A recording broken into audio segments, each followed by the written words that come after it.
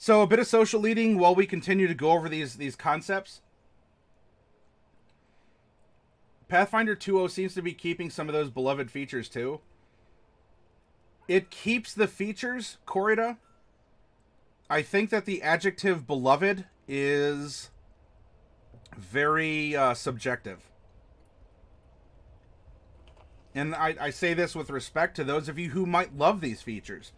And you are absolutely gobbling up everything that Pathfinder 2 is offering in this playtest. That's fine. It's your opinion. You have your own way of wanting to interact with things. And some people love choice. Some people can't get offered enough different things. It's a journey of discovery and so forth. What I find, though, as I read this, and, any of my biases could be being invoked. I don't know. I'm not going to claim not to have them. That'd be disingenuous. And, I wouldn't be earning your trust or respect if I didn't acknowledge, yes, I have opinions that are based on things that you may disagree with. What I'm getting, though, from the feel from this,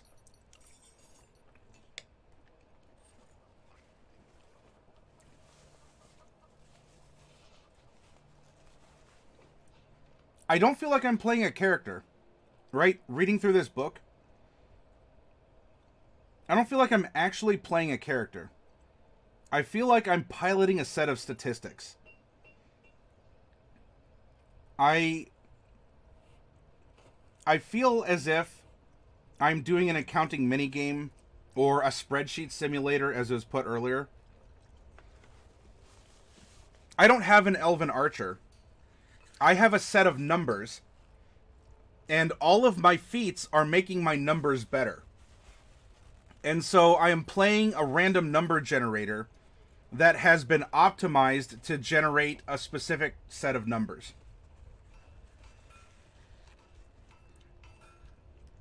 Can I make the conscious choice to eschew Gesundheit to eschew the numbers and the crunching and all that? I could. I could just roll randomly. And in fact, we will be making random characters in Pathfinder next week.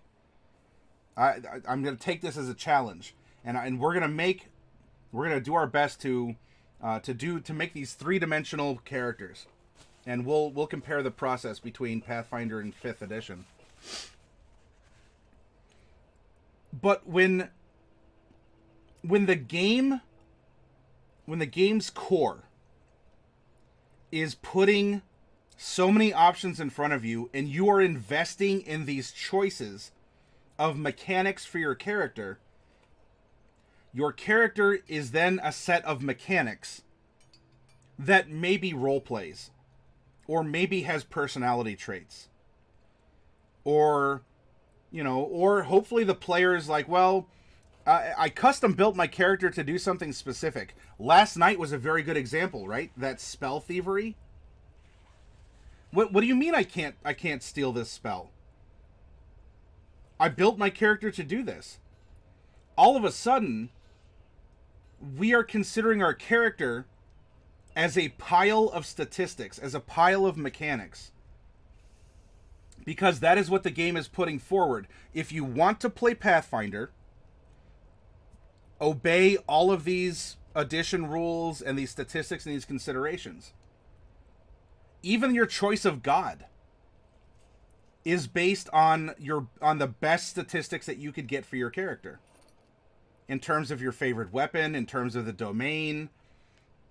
And I think we're going to see, as the playtest goes through, as it finally does get published about a year from now, unless some big things change, we're going to see the effect of, in this entire book, with all its choices and all its charts and all of the incredible options, and they are incredible options. I say that with respect to Paizo and the developers. You can make so many different choices for your character. But I think we're going to either see choice paralysis, or we're going to find that people just find the one comfortable path through all the choices, like what I do at Starbucks. I don't care about all but one line of the Starbucks menu. And people want to play an Elven Archer. They might play the same Elven Archer, or they might change up some things here and there. But there's so many choices that you just don't want to consider every single choice. Because if you do, you might feel embittered. You might think you chose poorly or wrongly. You might have regrets because you chose something that, even though you couldn't have foreknowledge of what was to come, you suddenly feel useless because you built your character in a particular way, and that way's not manifesting right now. And I don't know. I'd love your all's opinion on this statement. Am I incorrect? Am I being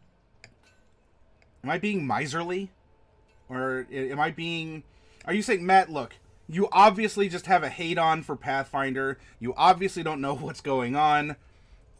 I completely disagree on an elemental basis with you about your concept.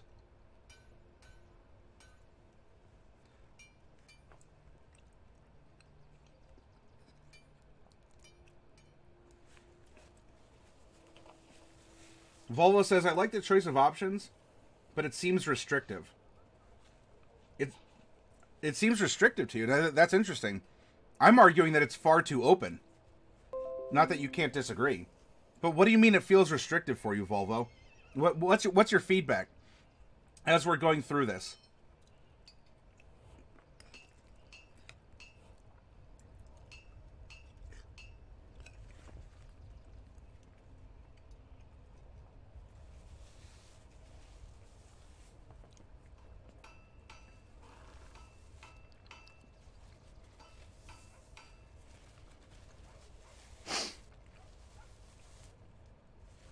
As TG was saying, you do get an item bonus depending on the expert, master, and legendary quality. Kind of like magic weapons, or rather, it's kind of like the old distinction of a masterwork quality weapon. You got the +1 to hit, but not the +1 to damage, or was it the other way around? Because it was a really good quality, normal quality weapon, or a high quality, or a masterwork quality. Nothing magical about it. It was just made very well. This has several tiers of that. Oh, gotcha, Volvo. Once you go down the path of optimizing, you can't switch off that path. So it's a maze that has 10 different entrances to it. And you're like, well, which entrance do I go in? Oh, you have 10 entrances to the maze. Okay.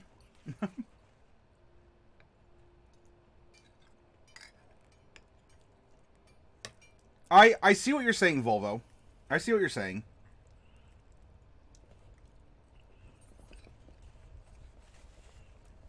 You start out broadly with infinite possibility. Every feat is in front of you. Every ancestry feat, every class feat, every skill feat, every whatever generic feat, every weapon, everything is in front of you. Infinite paths to take. And the more you level, the more narrow and narrow and narrow and narrow and narrow it gets. I think the more choices you have, the more likely you are to have false choices when one option is just better. Alternatively, you end up with a set of choices that all have to go together, so you actually have one choice that you have to reiterate a dozen times. Fluffy, you have kept... That is an excellent... In my opinion, that's an excellent choice. And you have kept that short and sweet like a honey-dipped dwarf.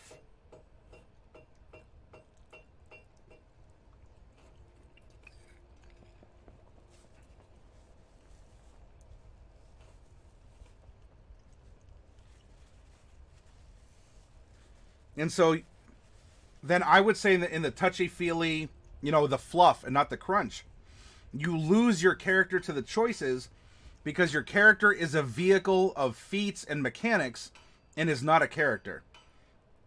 Because you've hardline defined aspects of your character it takes it out of the realm of imagination and it puts it into cold, hard stats. And when you impose stats into a game, that's where we see conflict. In fact, that's why we call for rolls. That's why we have combat and we roll in combat or for skill checks. Because stakes are high, tension is high, and you're asserting yourself into reality in some form or fashion. And so you are a set of consequences, not necessarily a character. Volvo seems to like your summary as well, Volvo. Or Volvo likes Volvo's summary. Ha! I'm smart, SMRT. This is exactly why you should listen to me, as I'm an authority. Fluffy, I've taken a picture of your statement to preserve for posterity. So there's also, all right. So you can keep track of the number of kind of hit points via hardness and dense that your equipment gets, the bonus and quality of it, including ammunition quality, and then you have the option of improving the quality, or even not just improving the quality like an upgrade, a mundane one, but a magical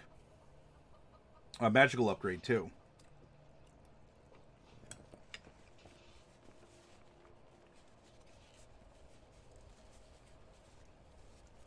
Structures and items made at a quality above the minimum for their material gain additional hardness. Table 619 lists the increased hardness of an item of higher quality compared to a standard item. Structures such as walls and doors gain twice as much hardness for higher quality as shown on the table. So the hardness is the amount of damage it has to take before it receives a dent, and then it can take a certain number of dents before it then gains the broken quality. And then the broken quality can mean different things for different items.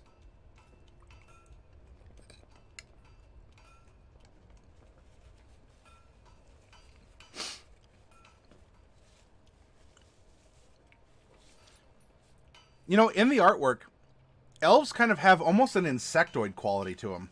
Have you all noticed that? I'm not saying that's bad.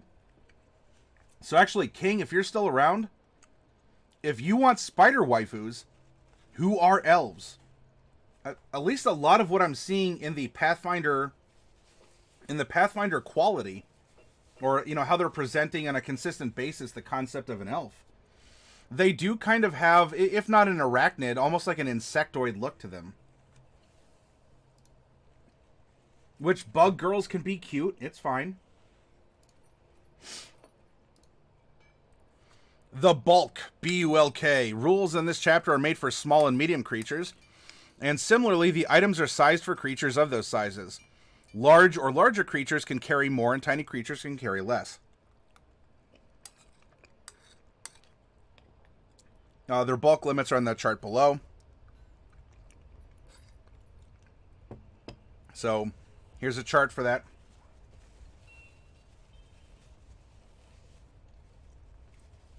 Corrida says there's a whole subreddit for bug girls, I'm sure. Corrida, I'm sure that... I'm not often on Reddit. It's just not a place that I hang out. But I am sure that there's a whole subreddit for bug girls. It would not surprise me. Just as I'm sure there's a whole subreddit for elves. The very slight insectoid face shape is actually really fitting. Yeah, I don't mind it. You know, it makes them look kind of foreign, a little alien. They are humanoid, but it does give them this set apart aside from having pointy ears.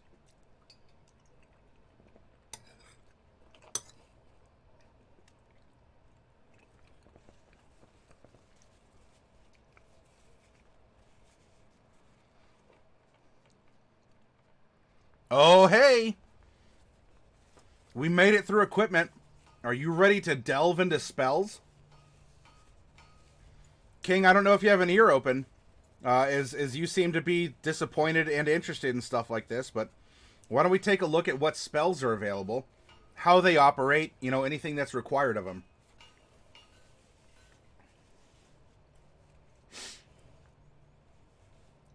Yeah, I'm fairly certain that on DeviantArt you can find that. Oh, an XKCD comic. Yep, Rule 34, exactly.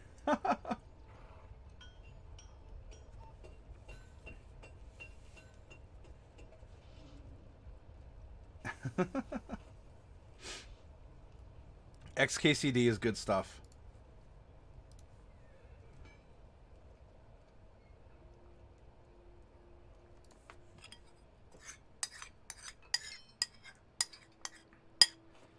The comic itself is safe for work. There's nothing objectionable there. It's actually just an observation about the things that we were just talking about.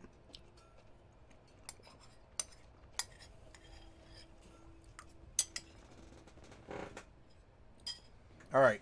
Since we're going and we're going to talk about spells, let's change our background music from a blacksmith shop to let's see. Let's go to an alchemist lab. There we go.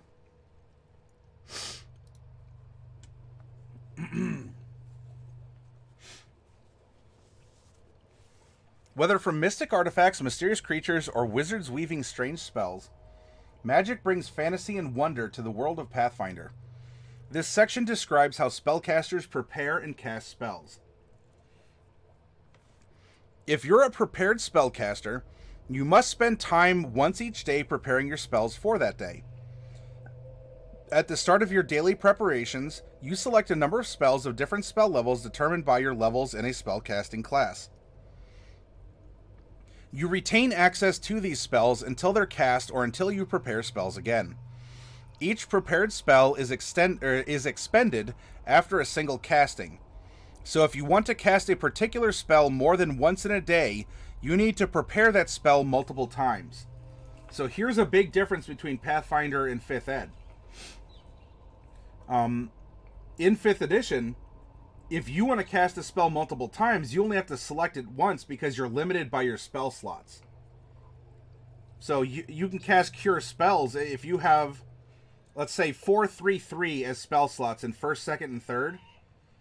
You can cast cure. You can cast the cure wound spell 10 times if you really want to, because you use up all 4 of your 1st level castings, all 3 of your 2nd, and all 3 of your 3rd. Yeah, this is traditional spellcasting that you found before, where you prepare what you want, and if you don't use it, you lose it. Is that better or worse? It's not as flexible. So, I don't know, it's almost like a difficulty mode for the type of game you want to play. You could do this traditional style in 5th Ed. You know, as a DM, you could tell as long as you're telling your PCs up front about it, you could run with this kind of a style where you have to take separate instances of a spell. It would probably mess with, I don't know, it might mess with some overall balance. Maybe not, I don't know. But in this case, you prepare what you think you need, and if you don't use it, like, it's not an always optional as long as you have a slot open. You have it or you don't. You retain access to these spells until they are cast or until you prepare spells again. Each prepared spell is expended after a single casting. Okay, so there we go. The exception to this rule are spells with the cantrip trait. Once you prepare such a spell, you can cast it as many times as you want until the next time you prepare spells. Aha! So 5th Ed locks you into your cantrips. You can change your cantrips in Pathfinder 2e. Playtest. Is that a quality you'd want to import into D&D? Would that mess with the balance? So, things to consider, right?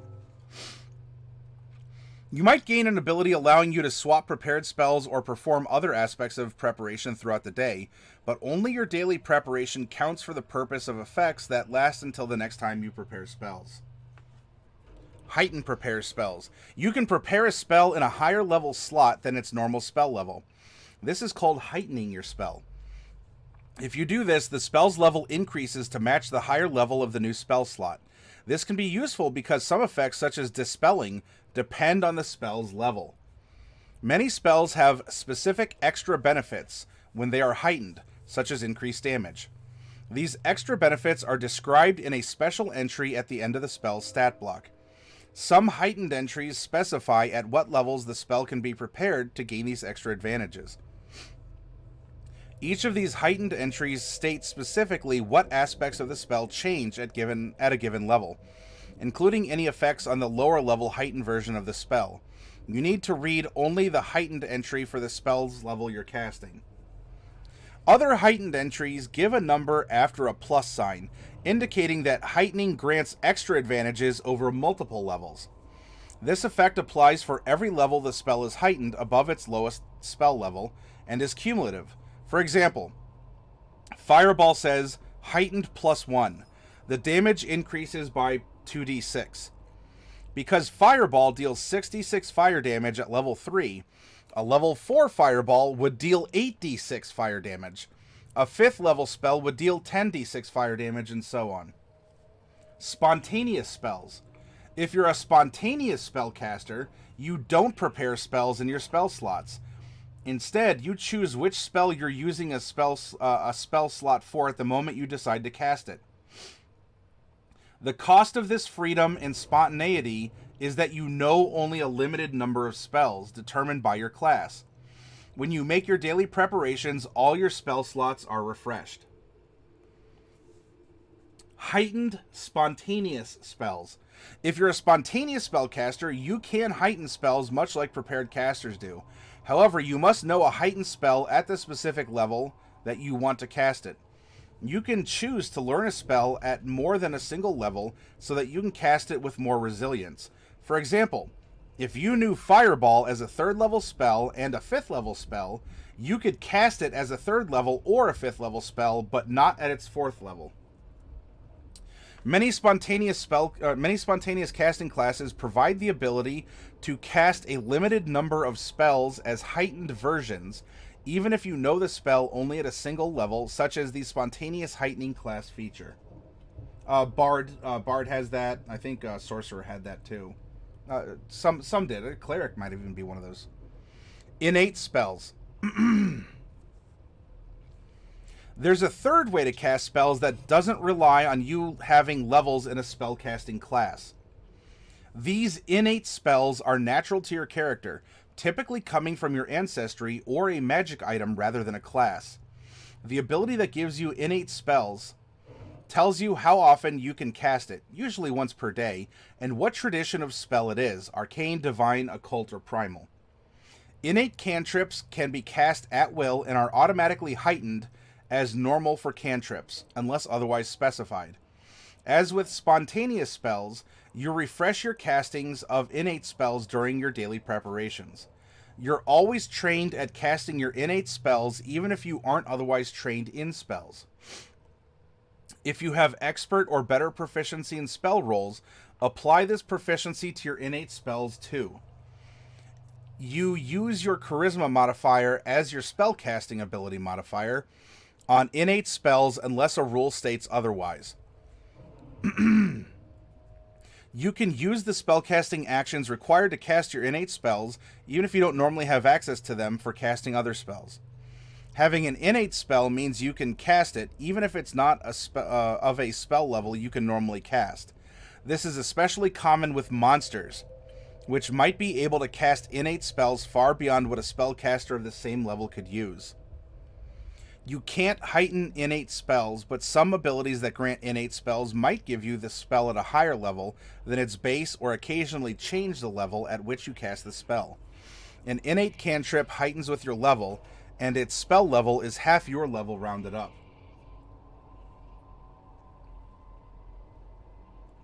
Hi, Daniel. Actually, so I have, real quick here.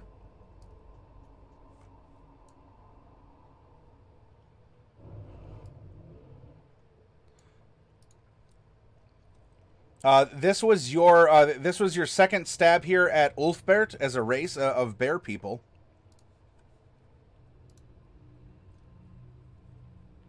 Corridor, watching you makes me want to play D&D.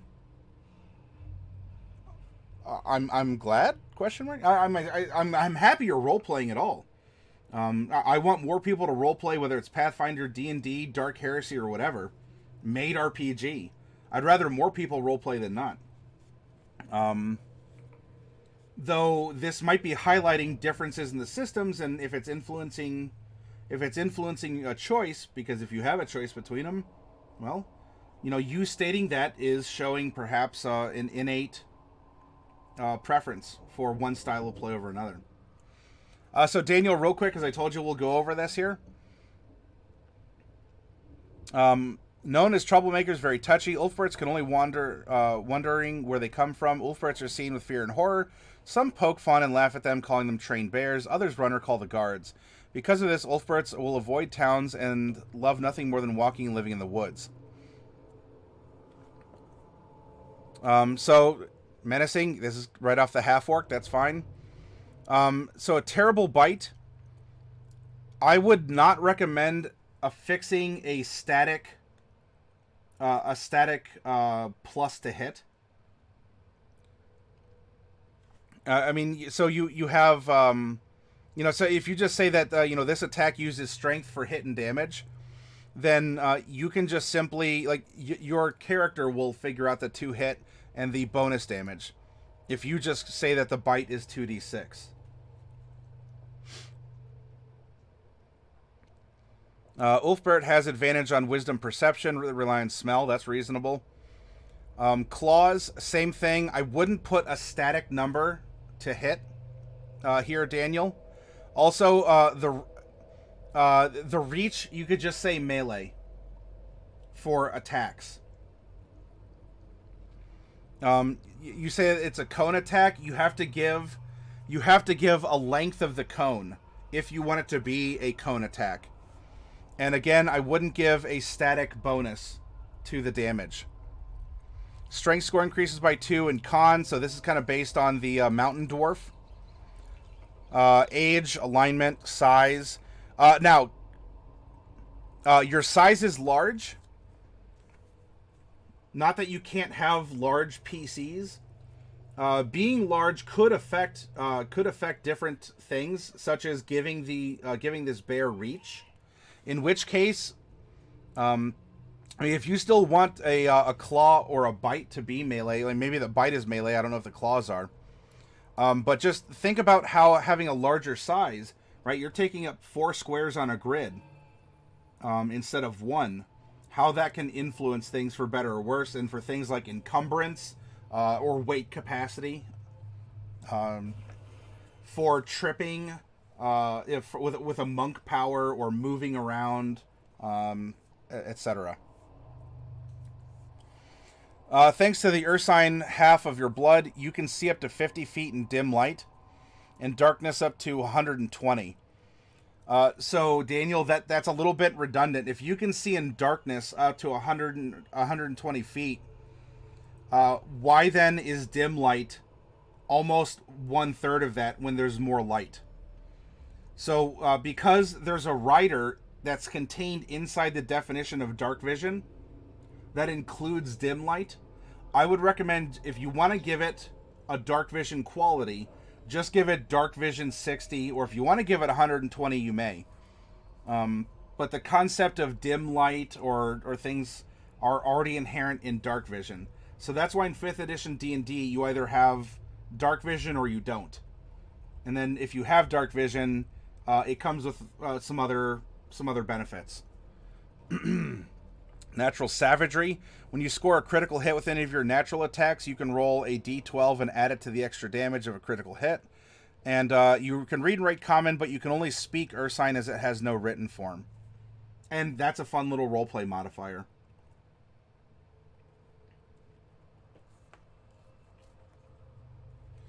So that's some feedback here on. That's some feedback on the character. Well, so Daniel, you really just don't worry about knowing what you're doing or not. You're doing what you have to do. You write your concept down, even if it seems You write your concept down, even if it seems weird or awkward, and you put it out there, you get it on paper, and you get people's opinions back on it. And then you revise. You know, look at other race entries for inspiration. You know, pick and choose. The Dungeon Master's Guide actually provides some advice on making custom races as well. So if you have access to the DMG, you can look that up. Or if you just want to sort of mimic a race that you see in the player's handbook, you can do that too. But you're doing exactly what you need to do if you want to create custom content. Do not feel bad at all, Daniel.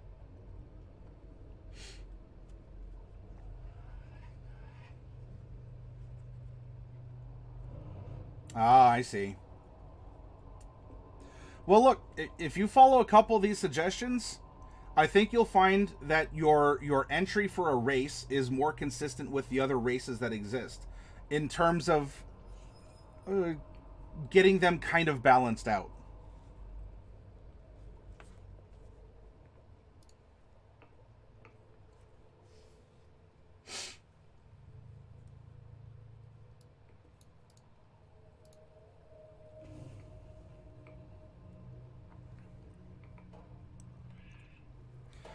A cantrip is a special type of spell that you can master to a higher degree than you can other spells. A spell with the cantrip trait doesn't use spell slots. You can cast a cantrip at will any number of times per day. You can't prepare a cantrip in a numbered spell slot. A cantrip is always automatically heightened to the highest level of the spell you can cast in the class. This makes a cantrip a first level spell if you can cast first level spells, a second if you can cast second, and so on. If you gain access to a cantrip but aren't normally a spellcaster, your cantrip's automatically heightened to half your level rounded up. I don't know how to change it after you've published it. I don't know, Daniel. I have not really used the Beyond platform for very much. So unfortunately, I cannot give you advice there. But if you still have all the statistics written down on a piece of paper or something, you could do, like, sometimes you just have to delete an entry and then remake it or resubmit it.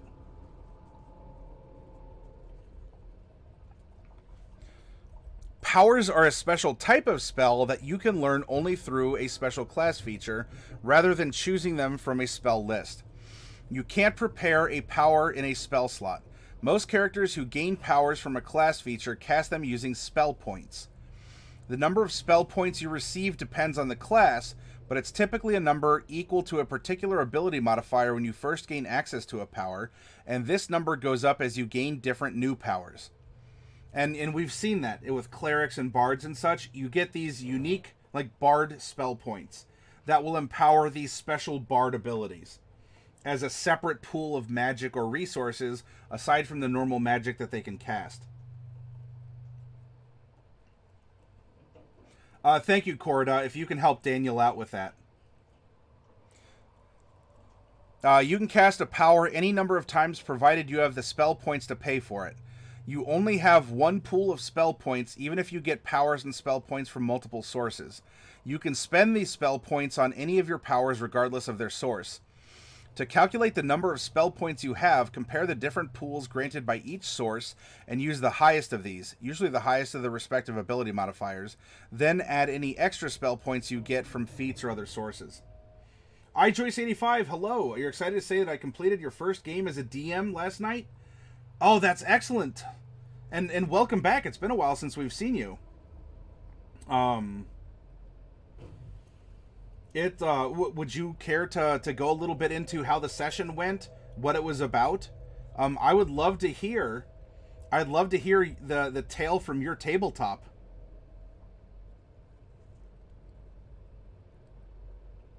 And also, hey, it is overall, it's just good to see you again. You've been traveling a bit? All right. Well, you know what? If you're traveling for work or for play, look, pay your bills or spend the money after you pay your bills. Have fun, live life, make IRL adventures, and not just ones at the D&D tabletop.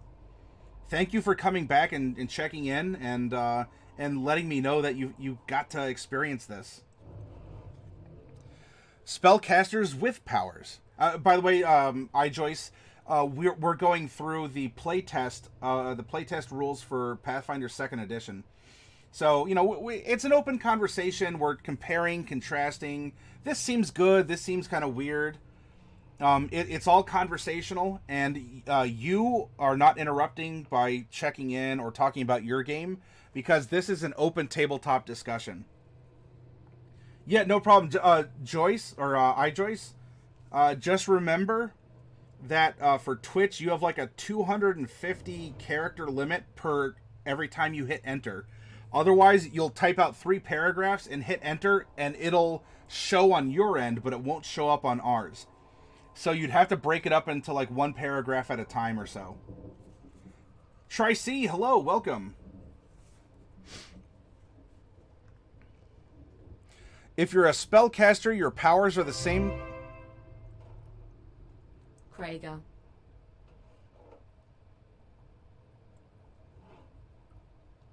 I may lurk, but I give support to Sir Morgs. Thanks for being cool and showing people. Oh, thank you, Volvo. Well, yeah, even if you're lurking, thank you very much. Now, would you, you know, with the 330 Volvo, I don't know, are you, is this a cheer, or are you trying to go for a figurine too?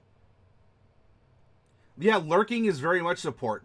Lurking, chatting, even if it's just to say hi or to put a Twitch emote, all of it helps, all of it counts. And I am very thankful for all of you who lurk, who talk, who share experiences, who ask questions. It's all welcome.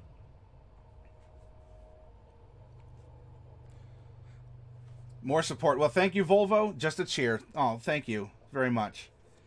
I definitely would like to try pushing for partner.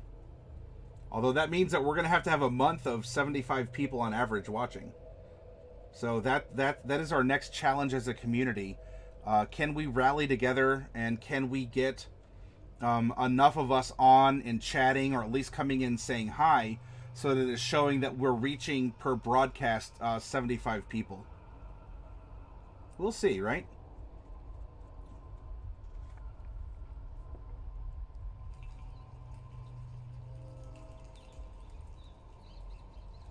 Alert does give view counts, although chat activity is important as well. Partner unlocks more emotes, and I think gives a couple other options to the broadcaster. Yeah, it's a lot of behind the scenes stuff. Your game was a planned one shot for 4 level 5 characters. They ended up defending a frontier town from a group of goblins riding wargs, bugbears, and a bugbear captain that were trying to abduct people. Yes. It offers a lot of options on the back end like that, more emotes and other ways to interact and go from there. All right, so it was a defensive one shot, so it's sort of like a Helm's Deep kind of a scenario. I'm still paying attention, Joyce. Well, 85. I forgot because when you first popped in, I know that we talked about it. What would you prefer? What would you prefer me calling you? Yeah, I know. It is still a ways to go. It's a big jump from having an average of 3 people watching to an average of 75. Oh, quality options? Yeah. And I think that might be a part of it too, because some people might have trouble watching and they want to put it down to another quality, and I don't know if that option exists. I don't know. We'll look into it. Joyce, whatever. Joyce is... Yeah, and remember Joyce was your last name. I just didn't know if there was something, because it had been a while, and I want to do my best to try and remember you all and interact with you. You all are important to me. I really do my best to try and develop some kind of rapport or a way to remember you all. Yeah, it's around there, Fluffy.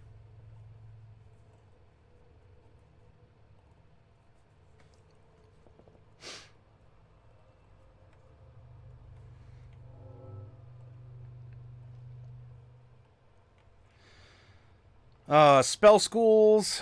I mean, this is getting to the standard 8 that you can find in D&D and other similar fantasy settings. Ooh, here's a whole sort of a sub area on disbelieving illusions. Sometimes illusions give a creature a chance to disbelieve the spell, allowing the creature to effectively ignore it. This usually happens when they seek, capital S, so that's a vocabulary word. This usually happens when they seek or otherwise spend actions to engage with the illusion, comparing the result of their perception check or another check or saving throw at the GM's discretion with the spell's DC. Mental illusions typically provide rules in the spell's description for disbelieving the effect, often a will save. If the illusion is visual and a creature interacts with the illusion in a way that would prove it is not there or is not what it seems, they may know that an illusion is present, but they cannot ignore it without successfully disbelieving the illusion. For example, if a character is pushed through the illusion of a door, they will know that the door is an illusion, but they still cannot see through it. Even in the case where a visual illusion is disbelieved, it may, at the GM's discretion, block vision enough to grant concealment to those on the other side of such an illusion from the disbelieving creature. Disbelieving an illusion makes it and those things it blocks seem hazy and indistinct.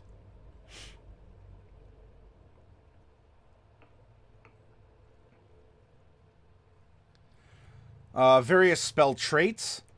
Some spells and effects have traits such as mental or good. These traits tell you a little bit more about the spell and how it works, and you might find other rules that reference them. A creature might, for example, have a -2 circumstance penalty on saving throws against mental effects. Traits of the spell apply to the effect of the spell, not to the actions used to cast it. For example, the effect of the light spell has the light trait, but providing a somatic or material casting action while casting it isn't a light effect. Below is a glossary of a few of the traits you might see that have important rules attached to them. Auditory, morph, polymorph, summoned, visual.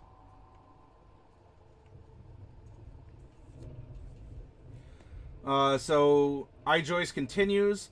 Our heroes tracked the bad guys into the woods for a day or so, then made camp.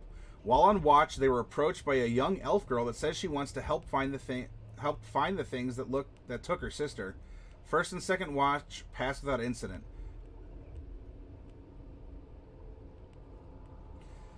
Disbelieving illusion seems difficult. Well, ultimately it's a dice roll or maybe some roleplay interaction, Golden. It's not necessarily, I mean, it's as difficult as the complexity of the illusion. All right, Daniel, yeah, do what you got to do.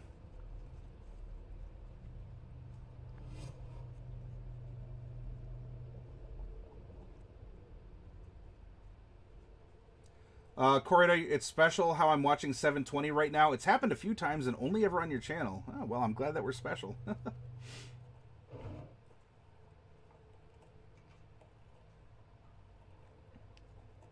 Yeah, there's not a lot of action on screen.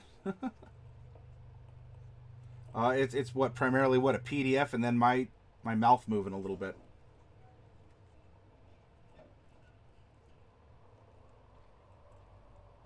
Disbelieving used to be a standard rule in D&D, but now each illusion usually has its own rules for disbelief.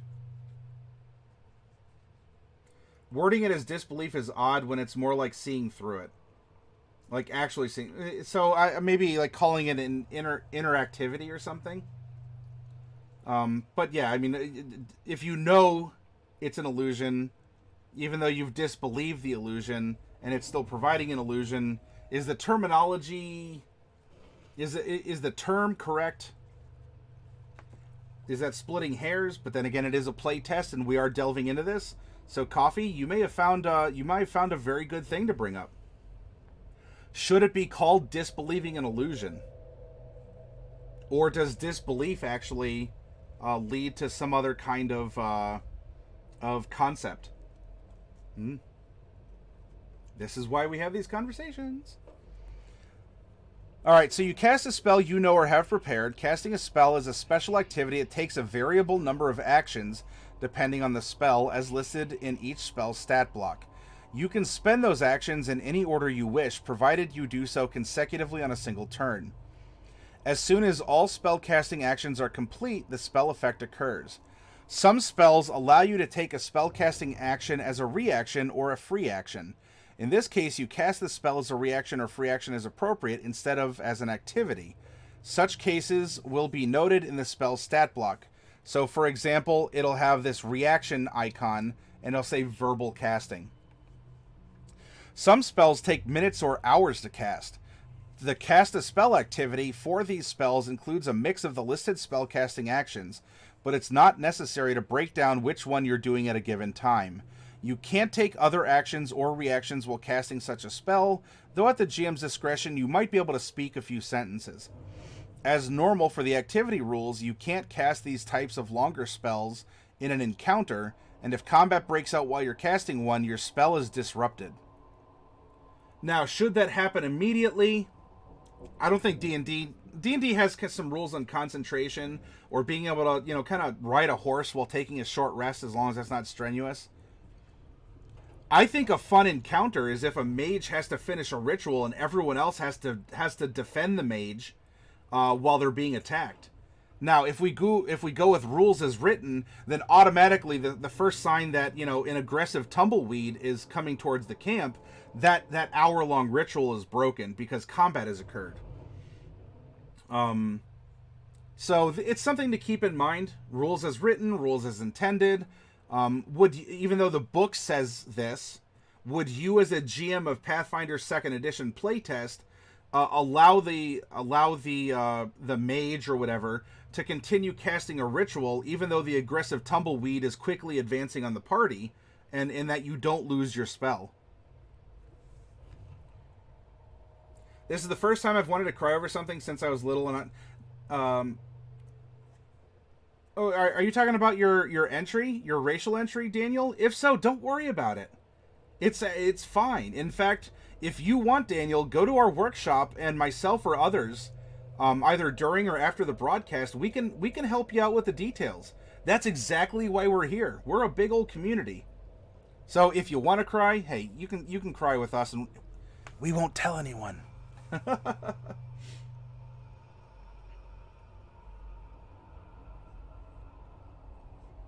I would require a concentration check if they were attacked. Yeah, but if they formed like a circle around the casting mage, and they're defending everything, would you still require concentration? Maybe. Would it be an automatic failure? I don't know. Maybe. I guess that's really up to it's really up to you as the DM or GM. That tumbleweed is a mimic trying to infiltrate the camp, says Pat. Actually, on a similar note, let's do a quick little fun thing.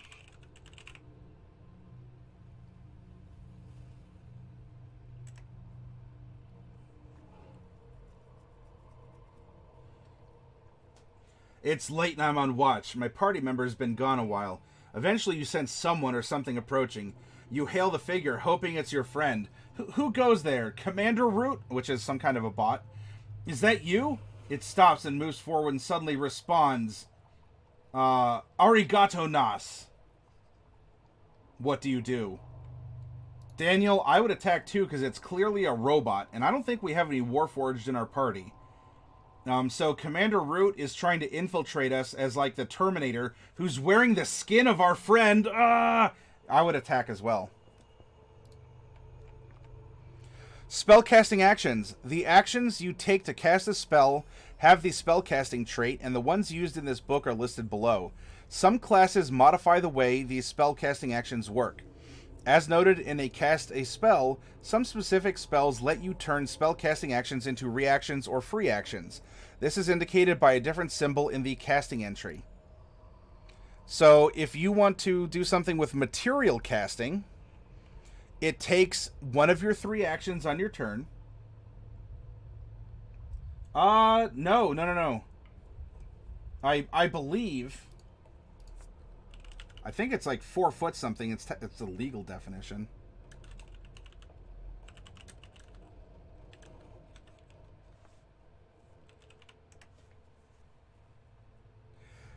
Let's see. At least here in the United States, the Little People of America, LPA, defines dwarfism as a medical or genetic condition that usually results in an adult height of 4'10" or shorter among both men and women.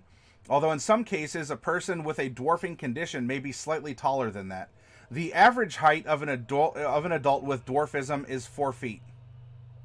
So there you go. I'll provide the link.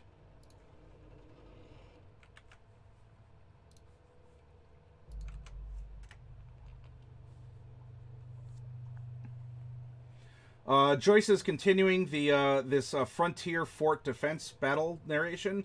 On third watch, the girl notices a patrol of bugbears, so she appears to be useful, that haven't noticed the party. Our party ends up taking out all 4 bugbears with a single spell.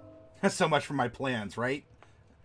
And take 1 enemy hostage. The bugbear tells him about the bad guys at his camp and are trying to sacrifice souls to Maglubiet. Oh my. Alright, Coffee. If you gotta go, thank you for stopping in and saying hi.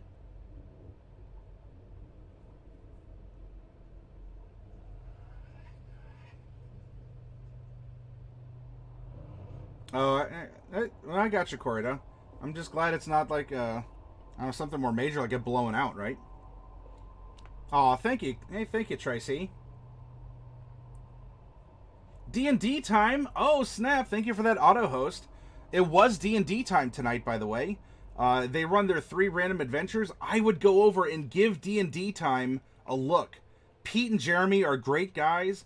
They run a really fun series of one-shots that you can play. You can play in them pretty consistently. You just go and you sign up, and it's great.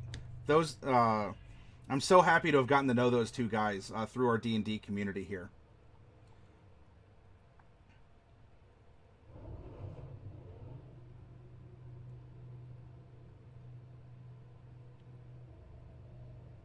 Oh, you're going to get some kind of a rare drop, Corrida?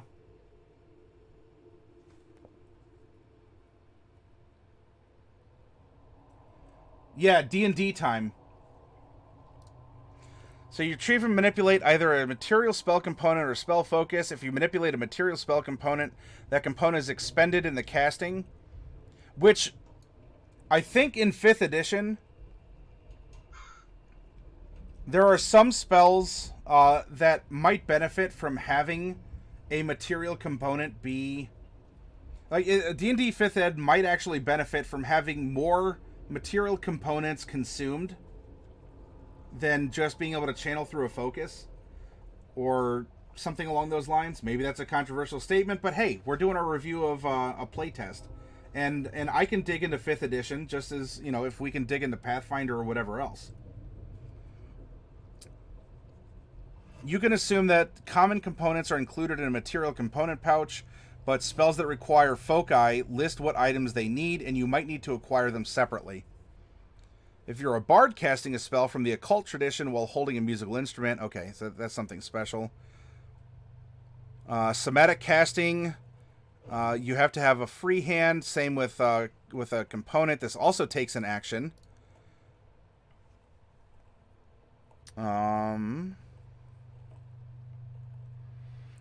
Verbal also takes an action.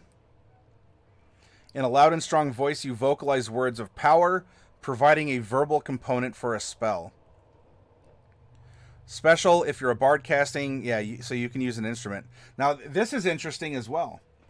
Actually, let's do a comparison.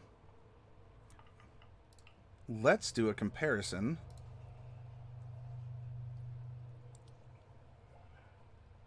Reactions, range, verbal. Here we go.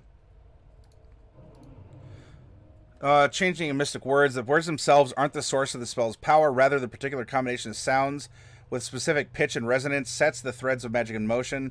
Thus, a character who is gagged or in an area of silence, such as created by a silence spell, can't cast a spell.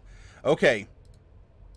So here, in a loud and strong voice, you vocalize. So, spell casting is not subtle if it has a verbal component, it sounds.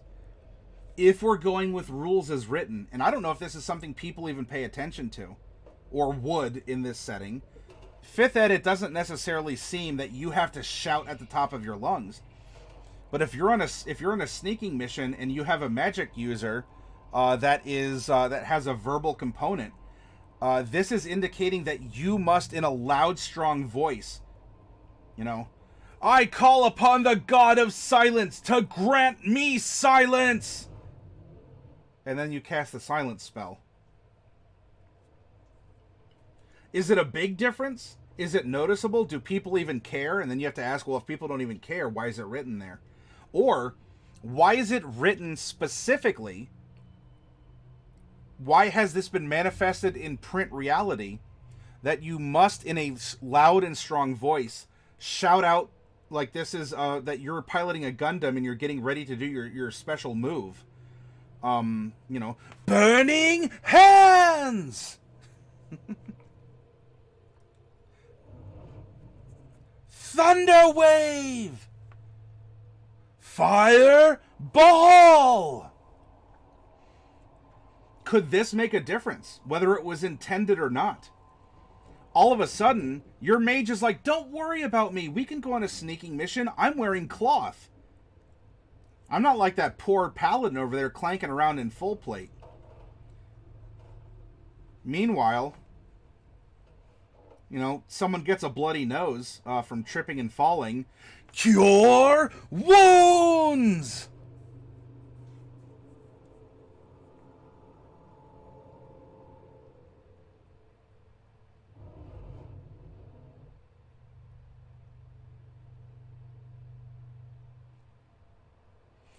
Joyce continues, upon approaching the camp of the enemies, our players find 2 goblins guarding the door. They kill them, but not before one runs into the camp to warn everyone. Uh-oh.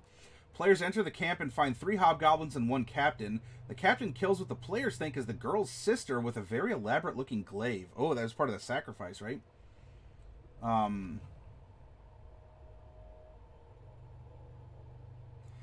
King, is there a direct link to what? To a website? I'm sorry if I missed something, King.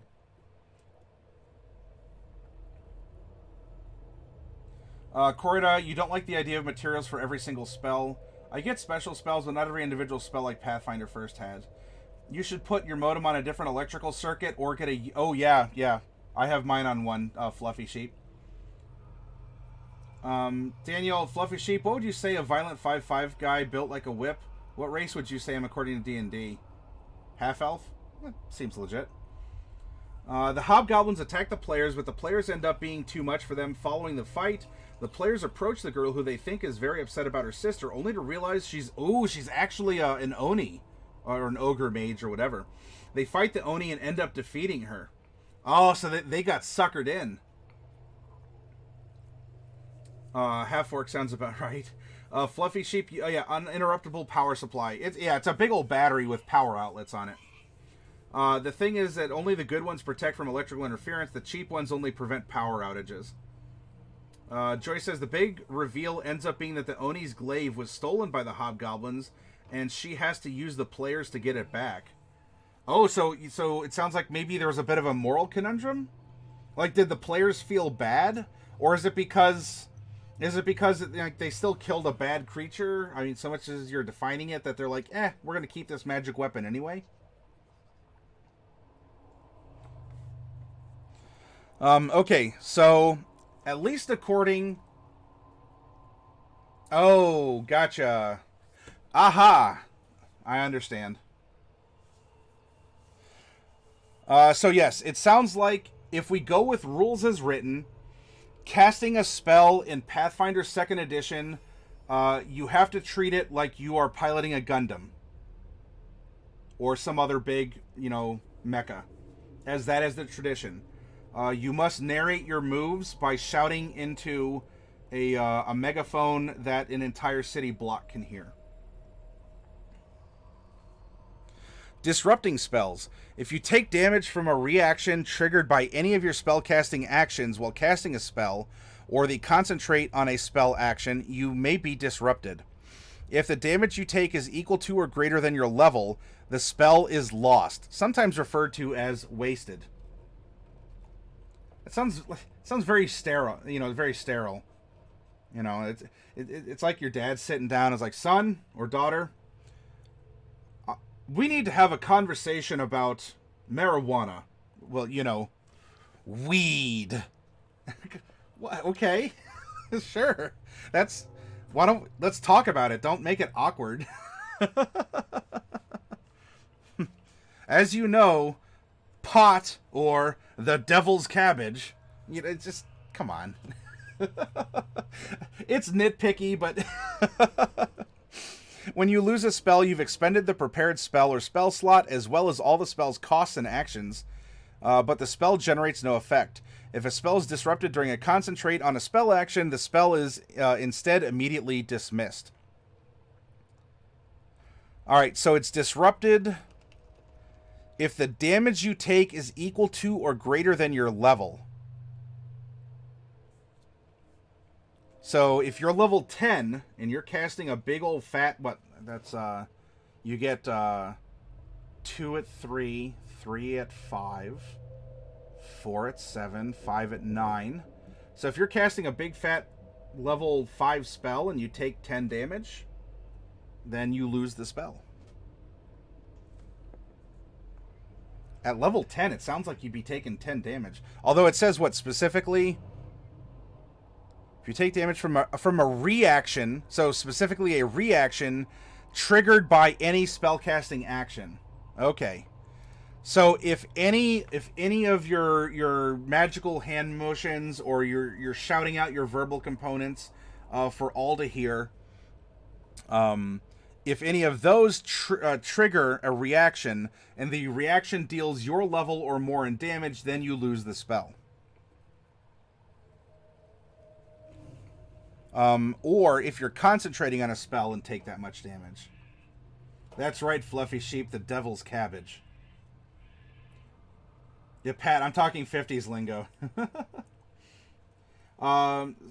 Joyce, because it's a one-shot, I decided to have some fun with loot. After killing the hobgoblins, I expected them to loot. They ended up doing it after the Oni fight, but they ended up finding, a deck of many things. Uh-oh. I'm kind of curious. Joyce, I want to draw from the deck of many things. Let's see what happens. Oh, no. Oh, no. Why did I draw from the deck of many things? That should always be a poor decision. And I did it anyway. Which is why I want to get a doctorate in behavioral economics, by the way. That's where I want my master's to springboard me. Not just normal economics. I want to go for behavioral economics if I'm going to pursue this next degree. Because I love this kind of decision-making and irrationality in the face of rational decision-making. They decided to draw cards. I'll split them up with how it went by player in order. PC1 gained the enmity of a powerful devil. Hey, I did too! Hello! And a random NPC turned hostile to them. Oh, gotcha. Well, Joyce, here. I'll let you have a taste of your own medicine. I'm going to give you 50 experience points, and you can do exclamation deck yourself and see what you get. Let's see. What else do we have to consider? Ranges, areas, and targets. Spells with a range can affect only targets in that range, create areas, or place some within the range, or make something appear in the range. Most spell ranges are in feet, though some can stretch over miles, reach anywhere on a planet, or go further. A spell with a range of touch requires you to physically touch the target during your somatic casting action. If you use such a spell against a creature against its will, you have to succeed at a melee touch attack, and the spell gains the attack trait. More stuff to micromanage. I do say that kind of despairingly. I am developing kind of and I get it, but I don't necessarily like it. That's my opinion. And I will reinstate, you can have your own. Sometimes a spell has an area which can be an aura, burst, cone, or line. Areas are defined on page 299. If the spell emanates from your position, the spell has only an area. If you can cause the spell's area to appear farther away, it has a range in an area. Some spells allow you to directly target a creature or object. The target creature or object must be within the spell's range, and you must be able to see it or otherwise perceive it with a precise sense to target it normally. You can attempt to target a creature you can't see, as described in Detecting Creatures on 302. If you fail to target the creature, this doesn't change how this spell affects any other targets. If you choose a target that isn't valid, such as if you thought a vampire was a living creature and targeted it with a spell that can only target living creatures, your spell fails to target that creature. Spells that affect multiple creatures in an area can have both an area entry and a target entry. Oh, that reminded me of something.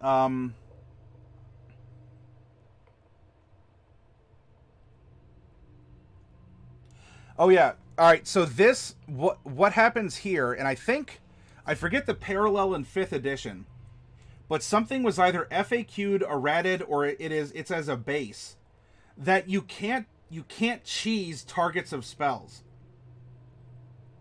So for instance, what you would be doing is, in order to try and cheese this as a cleric, you say, I'm going to target that villager with a spell. And therefore this is prompting Pandemonic. Welcome. Thank you for the follow. And so this would, rules as written, prompt your GM to say, you can't target the villager. And the cleric, with an acknowledging wink and smile, goes, gotcha, I can't target a villager, wink, wink, wink, with my spell. Therefore, it has to be undead, and we're going to murder hobo it. And so what that would allow you to do then is it allows you to sort of like instantaneously check everything around you to see if it qualifies as some target of your spell. So could this be cheesed? Yes. In fact, I'll put some stinky cheese here. That's going to be up to the player, the DM as well.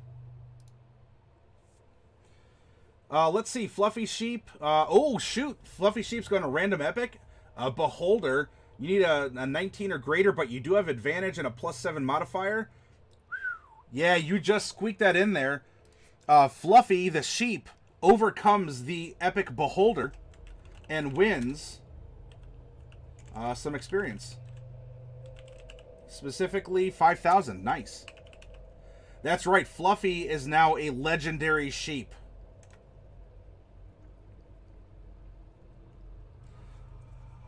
Let's see. Joyce continues.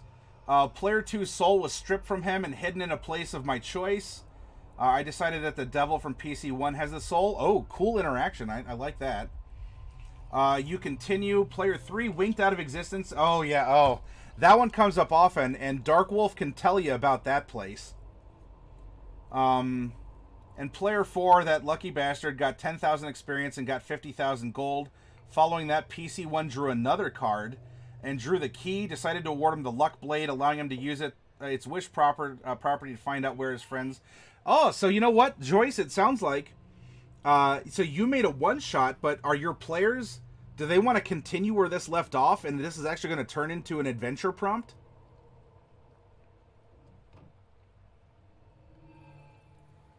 Oh, that's true. But you got to be careful, Fluffy. If you have a golden fleece, that means that there's going to be some pretty bulky adventurers coming for you. They want that fleece. This one shot may turn into a campaign. Yes, I love it when that happens. Exactly, and it sounds like you all had fun with it too. I don't think that's too big of a presumption, right, Joyce? How do you feel as a DM having run your very first session like this? That fleece is worth more trouble than it's worth. Yes. The baddest. They now have an endgame boss, motivation for adventure, and a means of doing it. Bada boom! There you go. Forget about it, Joyce. You are a DM. Welcome. Welcome, welcome, welcome.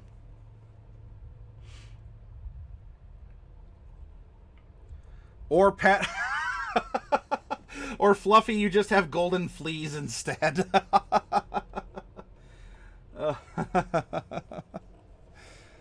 Oh. Durations. Duration. When a duration reaches 0, the spell effect ends. That seems... Yeah. Concentration. If the spell's duration is concentration, it lasts until the end of your next turn, unless you spend a concentrate on a spell action to extend the duration of that spell. So concentrate on a spell is one of your 3 actions.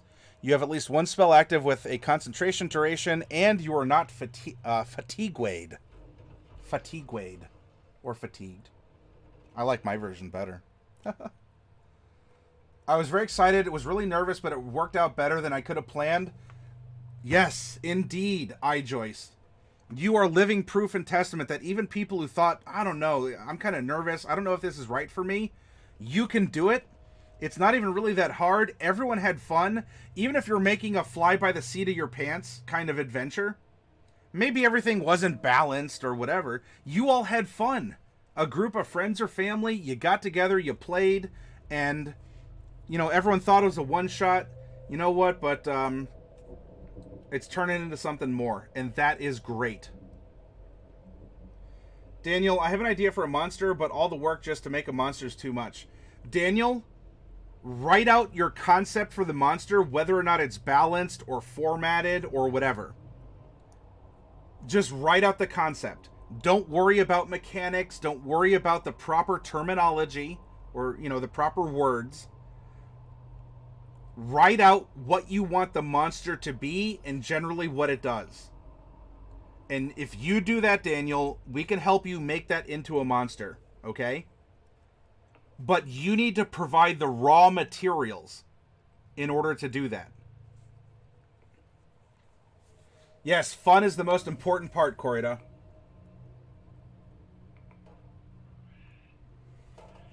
Which can be ruined by players as much as DMs when it comes to following rules and balancing and all. If you're focusing on mechanics and such, and this is where I see a big danger of Pathfinder 2e here, is where I think there's a big temptation to get caught up in the rules and the mechanics and the interactions and tracking all of your actions on each of your turns and the hit points of each of your items that have different qualities and all of this. It can turn into a very stressful environment of constantly micromanaging your character sheet instead of just doing what Joyce did, where everyone sat down and just had fun.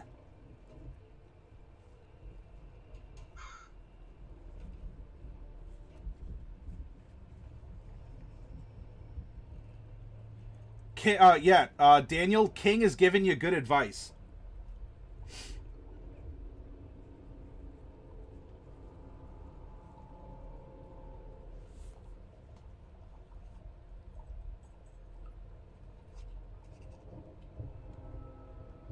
Improvisation is a big key to role-playing. Let's see. Some spells can be dismissed, ending the duration early. There's long durations. Spell attacks. So let's see. Some spells require you to succeed at an attack roll to affect the target.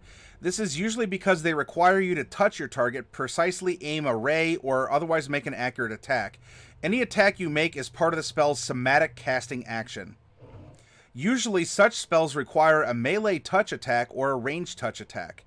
In both cases, you make an attack roll and compare the result to the target's TAC, or touch AC. Your proficiency modifier for a spell's attack roll is the same as your proficiency modifier with spell rolls. Spell attacks are unarmed, but they don't apply any special benefits from your weapons or unarmed attacks, nor do they deal any damage outside what's listed in the spell. Melee touch attacks have the finesse trait. On a successful attack, your spell affects the target, and on a failure, the spell is lost unless otherwise noted. Spells with a range of touch always require a melee touch attack when used against an unwilling target, but not when used on a willing or unconscious target. Some spells require a normal melee attack or a ranged attack instead of a touch attack.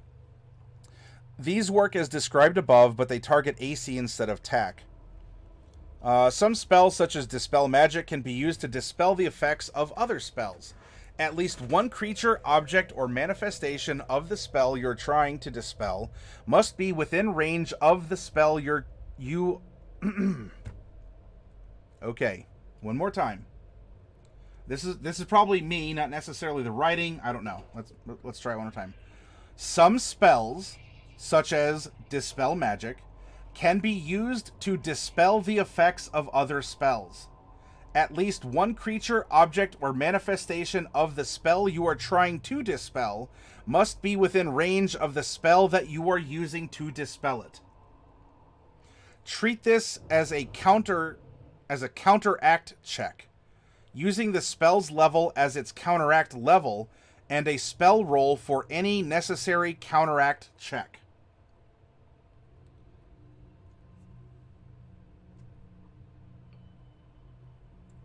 At first blush, this seems kind of wordy and complicated. I'm spoiled by 5th edition, which just says, check against the spell level, and depending on what you've cast up to, it's dispelled. Light and darkness. Light and darkness from magical and non-magical sources interact in specific ways. Non-magical light always shines in non-magical darkness and always fails to shine in magical darkness.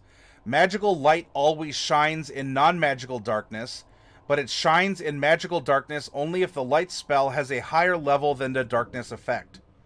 Spells with the darkness trait or the light trait can always dispel one another, but bringing light and darkness into contact doesn't automatically cause one to dispel the other.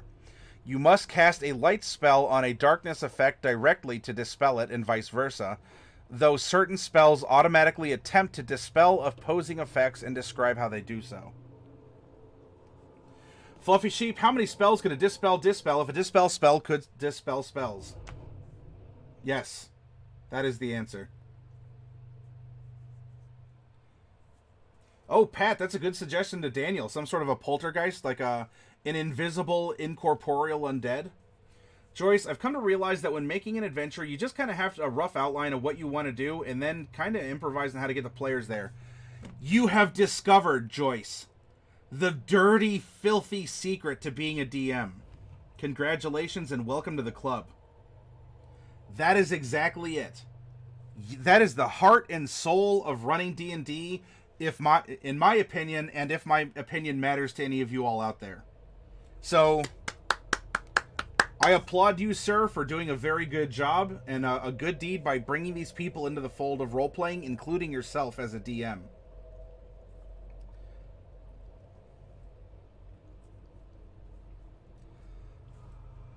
What do I think about them, Daniel? I mean, it's... Any monster, any interaction, a trap, a hazard, it exists for a reason in a certain context. I mean, who am I to say that that floorboards sound the best, most awesome thing, or whatever. Magical floorboards, those suck.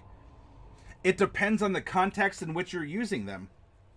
If you're explaining that we're going through a natural cavern system with a stone floor and walls, and Daniel, you throw magical floorboards at the party, I'm going to go, wait a minute, what? Magical floorboards in a natural cavern environment? If we're in a haunted house, and you describe that the floorboards of the house are peeling up and attacking, I'm going to say, ow, because they hurt, and 2, that's kind of cool and appropriate.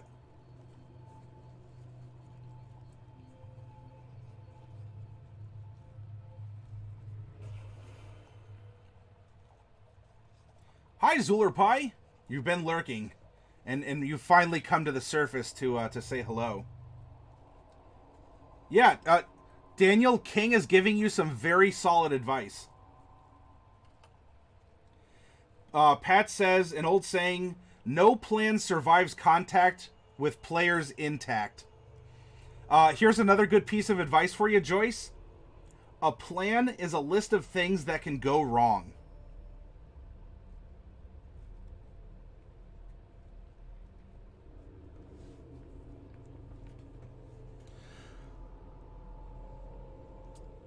Acting hostile, a trigger stimulus. A trigger stimulus is a simple sensory cue that causes a spell such as a magic mouth to activate. A spell requiring a trigger stimulus activates as a reaction when the spell's sensor observes something that fits its defined trigger stimulus. Depending on the spell, the trigger stimulus can be a type of creature such as female humans or red-haired dwarves. Or it could be an observed action such as whenever someone enters the spell's area. Disguises and illusions fool the spell as long as they appear to fit the trigger stimulus. For a spell to detect a visual trigger stimulus, the spell's origin point must have an unimpeded line of sight to the trigger stimulus. Darkness doesn't prevent a visual trigger stimulus from being detected, but invisibility does, as does a successful stealth check to hide.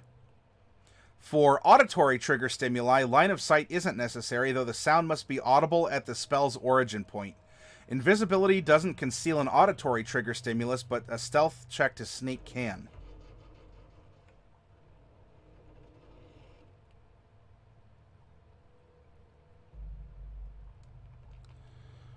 Some spells create walls. Each spell lists the depth, length, and height of the wall and specifies how it can be positioned. Some walls can be shaped, meaning that you can manipulate the wall's shape into a form other than a straight line, choosing its path square by square. Each square of the wall's length must be adjacent with the square or squares next to it, so walls cannot be shaped to make a diagonal line. The path of a wall can't cover the same space more than once, but it can double back so one section is adjacent to another section of the wall. Each spell uses the following format. Entries appear only when applicable, so not all spells will have every entry described here. In the heading, cantrips list cantrip instead of the spell and level, and powers are labeled as power along with their minimum level. Cost, range area, duration, heightened. Okay.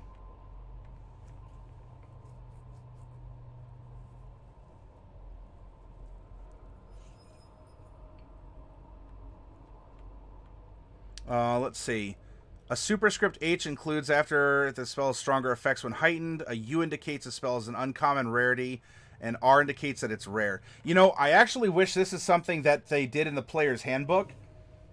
Not necessarily for the commonality of a spell, but if the spell is a ritual or maybe something kind of special in that way, I wish that they indicated that in some sort of sub or superscript, like what you see here.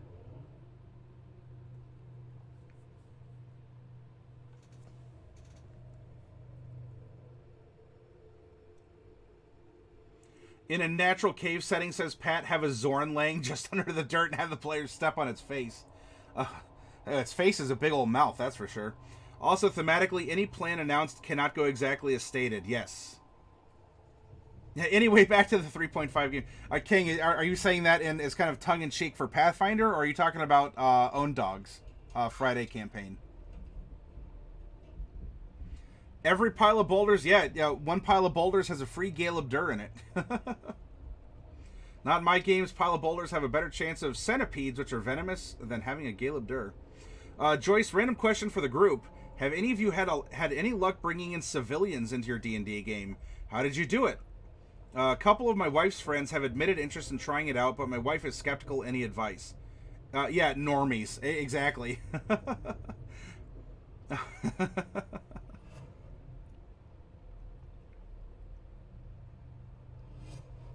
Yeah, like non-gamers. It means people who haven't played D&D before. How do you recruit people who haven't played before? Oh, you meant Own Dog. Okay, gotcha, King.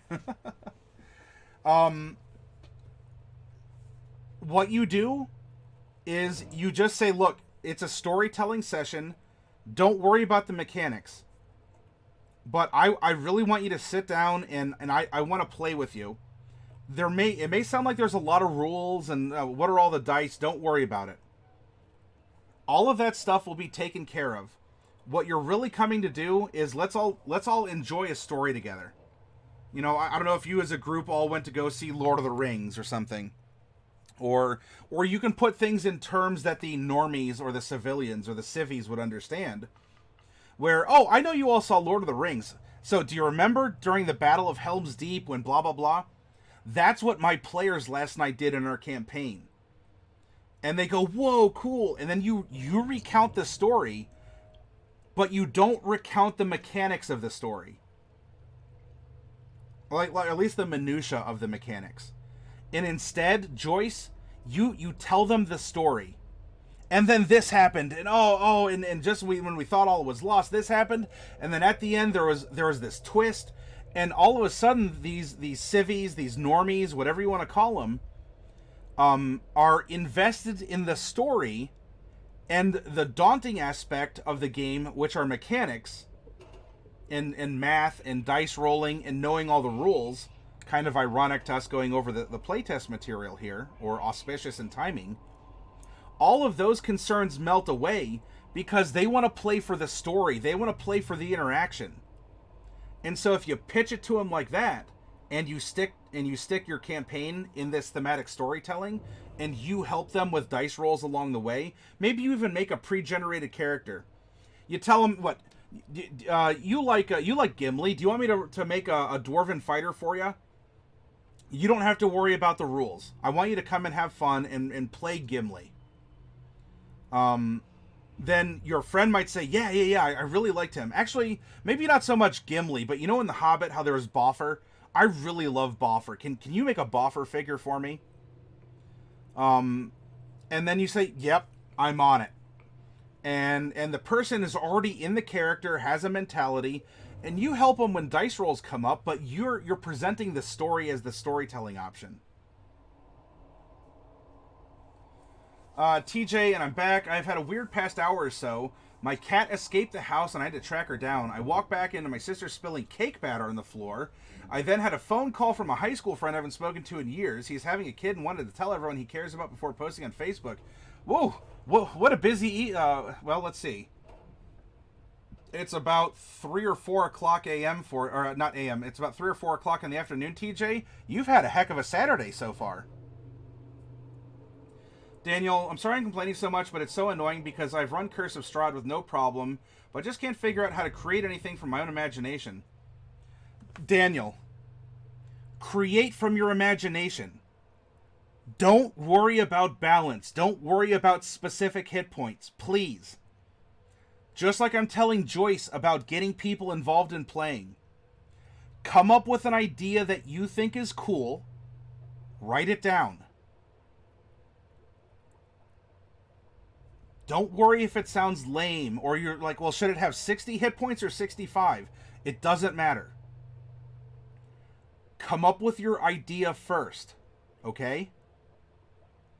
And then once you've done that, and you have an idea of how this monster or this race or something works, then we can sit down and help you with it. Don't feel discouraged. Don't feel like you aren't good at it.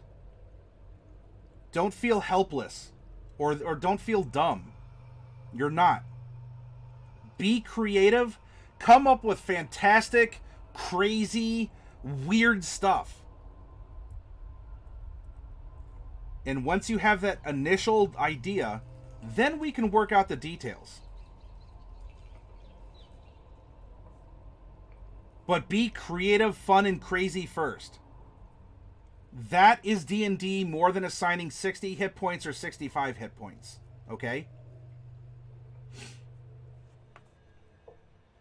Fluffy Sheep says, I mean, if they've expressed interest, they're basically already recruited. Make some pre-gen characters, tell them to pick one, let them make changes if they don't like something. Exactly. Corrida, if those who never played are civilian, does that mean those who have are military? Well, so they'd be more like veteran. So kind of military? I call, whenever I recall things that have happened in the past in role-playing, I call them my war stories. Not to trivialize actual, like physical veterans' war stories, but they're a war story in a sense. So a focus on storytelling, trying to minimize... Well, you don't have to minimize mechanics. Just don't pitch the idea to them that this is a math game, and I want you to track every single arrow you shoot, but don't worry, I have the expanded character sheet, and don't forget your spell slots, because let me tell you, calculating spell slots can be difficult sometimes. And then, of course, there's like 100 spells to play as a wizard. If you come up to a player and you use that as your pitch to play D&D, they're going to say, no thank you. Mechanics exist, and don't hide the mechanics. Just don't use that as the pitch. Or don't run them through a mechanics-heavy game where they have to track every single little minute detail of a character. Do it for the socialization. Do it for the storytelling. Do it because they can be a part of an adventure. The mechanics will always be there.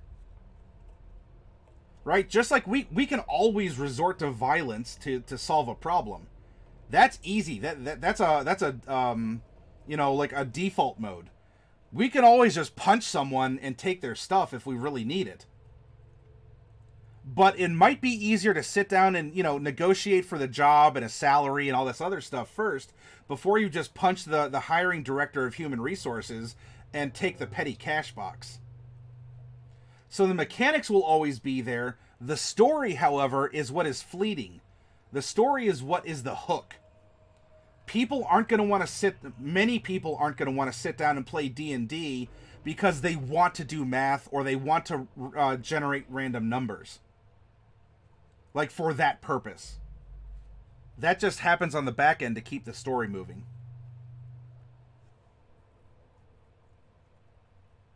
You can use the starter set. That's what it's meant to do, Joyce. TJ says, I have a notebook that I write all my D&D ideas into. I try to look back on the ideas at least once a month and edit some of them. Sometimes an older idea that didn't have a place suddenly does. Yes. Good job, TJ. That's the way to do it. Build it with the fluff, aka descriptions, concepts. Do not worry about the mechanics. We're here to help with that. Yes. Make up your own with an eye towards, yeah. Yep. Little known fact, Tier 5 D&D is just math. Well, look, to invoke an XKCD comic, everything is just math.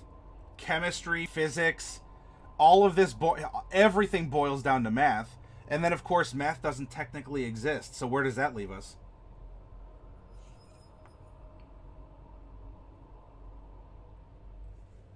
Tier 6 D&D is hypo. Yeah, we're getting into quantum mathematics. Take the route of rules light handling with your system. Pitch the setting, the description of what the game is about. Exactly, Pat. And yeah, Pat, if you want to help out Joyce by introducing those other styles too, you have my blessing. In fact, some DMs actually run all mechanics while the players just say or role play what they want to do. Yeah. So the program or the process is done by the DM, and that does leave 100% of the storytelling to the PCs, because they just provide the commands, and then they let the DM do the rolling and the work. But I think it's good to put some dice in the hands of your players. There's something visceral about that. Right? It's a psychological gateway. Can I have my doctorate yet, everyone? Are any of you out there capable of conferring some sort of honorary doctorate degree? Tokens, people. Use tokens. Let's see. King. Because I know that you do have a fondness for the way things are written out. King, is there a particular spell that you would like me to go to and read through to see how its mechanics, the way it's written, something like that? You know, do you want to see how teleport works? I mean, it doesn't just have to be King, Fluffy Sheep, Pat, anyone out there. Any of you want to see a particular spell? I don't think Hunger of Hadar is in here. That might be very specific to D&D, because I know that King kind of had a problem with how that spell is worded in 5th ed.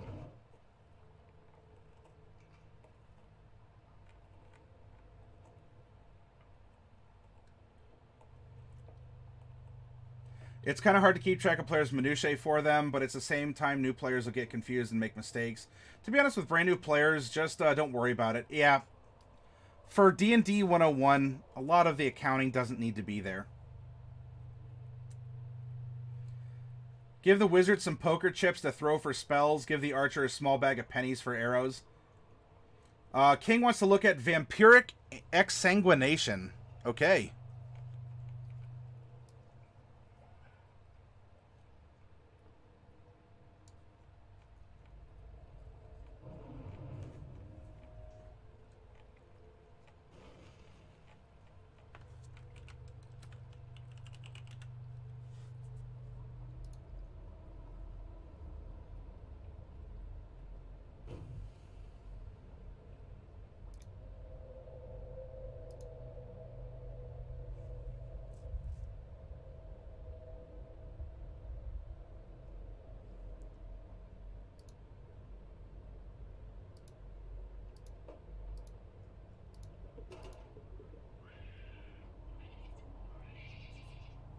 Alright, here we go, King. Vampiric exsanguination is a 6th level spell. So it does take 2 actions of your 3 to cast this spell. There is a somatic component and a verbal component, each of which take an action. It is a 30-foot cone in front of you that has the keywords of, it is a death spell, a necromancy spell, and a negative energy spell. You draw blood and life force from creatures and shoot it out through your outstretched arms. You deal 10d6 negative damage to living creatures in the area based on their fortitude saves. Success, half damage. Critical success, no damage. Failure is full damage. Critical failure is double damage.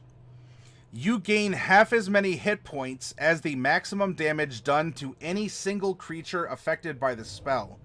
And you can heighten it. The damage increases by 3d6.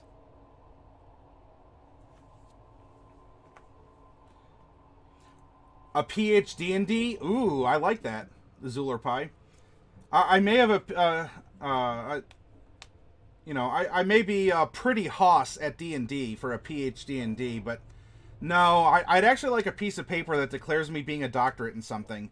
I don't know if that'd ever actually do anything for me professionally, but it's something that I just like to do. And some people want to go skydiving. I'd like to go into behavioral economics. Blood everywhere, vampirically. Joyce, I just want him to have fun. That way I can play more, and hopefully my wife will want to join in on it. That is the beautiful, most core explanation of D&D and your desire to want to get people to play. If you make an approach with that in mind, Joyce, you should be fine.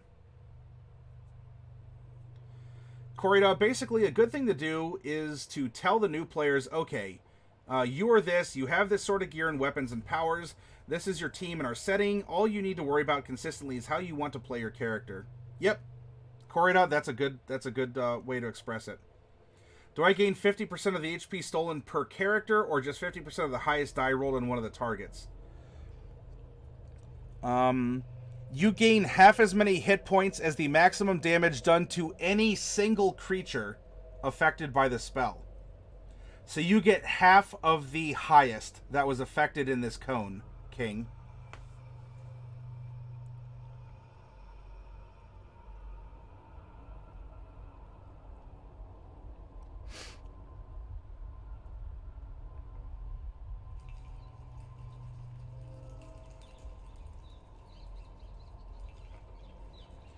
Joyce, this is why we're here.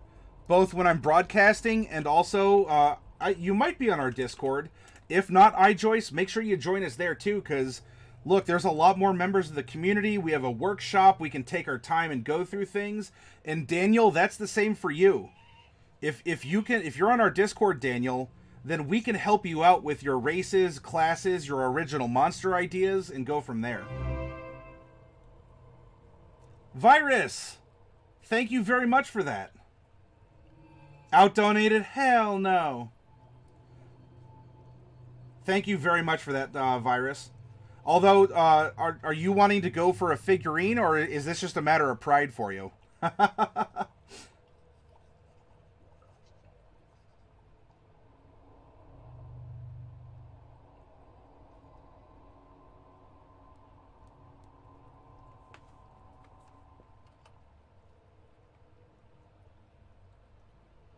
But you like consolation prizes. I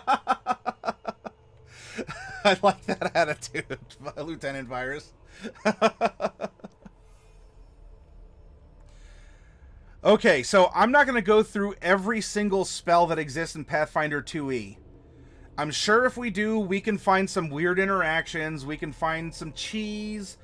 We can find something that's awkwardly worded, kind of like how Hunger of Hadar is blackness but not darkness, and so like witch sight can't see through it, etc. and so forth. There's walls and touch attacks and powers and spells, and there's a whole slew of stuff here.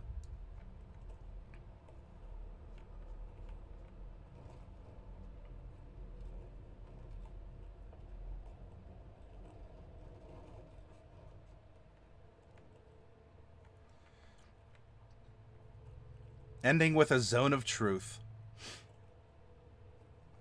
Volvo's plotting the downfall of Lieutenant Virus.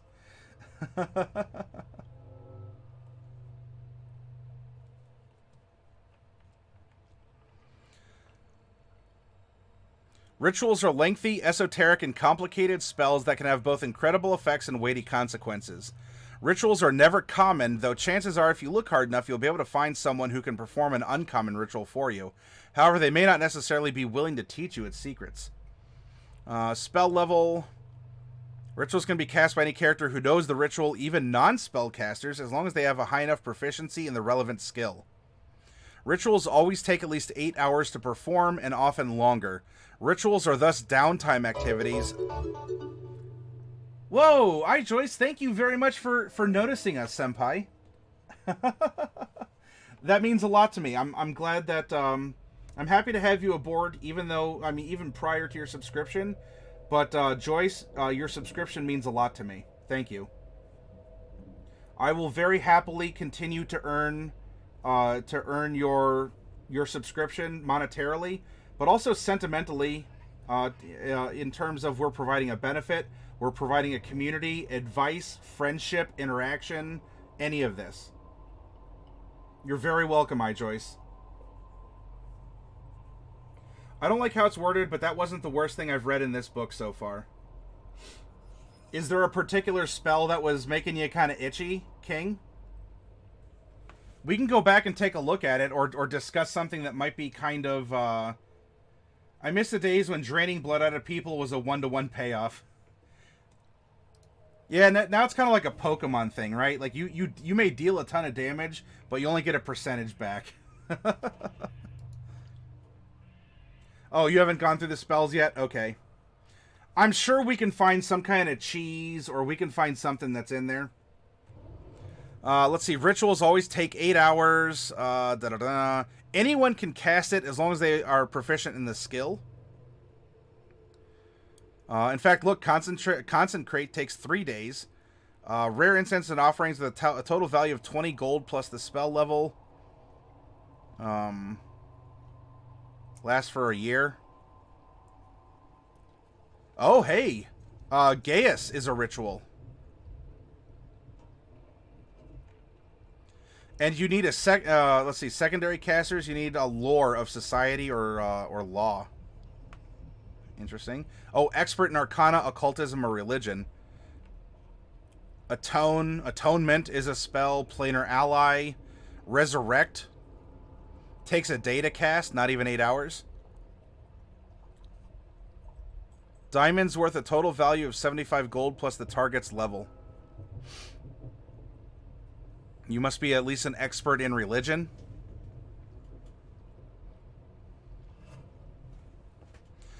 They lose the dead condition. Well, that's good. They lose the dead condition and return to life at 1 hit point, with no spells prepared or points in any pools, and still suffering from any long-term debilitations of the old body. Their time in the Boneyard has left the character temporarily debilitated. Boneyard is a capital B, so that is some kind of a vocabulary term. Their time in the Boneyard has left the character temporarily debilitated, suffering from enervated, which is a condition, enervated 2 for 1 week. This condition can't be removed or reduced by any means until the week has passed. The creature is also permanently changed in some way by the time in the afterlife, such as a slight personality shift, a streak of white in the hair, or a strange new birthmark. Hopefully these are things people will roleplay with, or incorporate in their character. With the tremendous focus of mechanics that is present, I unfortunately think that roleplay prompts like this are very well intended, and they should be a part of something as big and traumatic as this. I feel, though, that the culture that this is fostering is going to just say, oh, whatever, I have a birthmark and I don't even care because I'm back to life. Now please give me my my spells and my weapons back, because I want to randomly generate numbers again. I might be being too cynical, and any of you can call me out on that if you think I am, because I don't want to be. In a playtest, though, you have to stress test things. And I think you do have to take a look with a critical eye at what are the maximum probabilities or the minimum probabilities. In a system that is encouraging you to choose everything along the way, it is encouraging you to think, okay, so you have a streak of white hair or a birthmark, but there's no mechanical benefit or no mechanical detriment to it. So therefore, does it actually exist within Pathfinder? Does that make sense?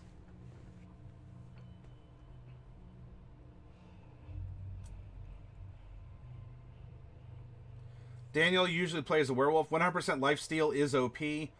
Because it's technically like it's 100% lifesteal, but it's ultimately a 200% damage swing, right?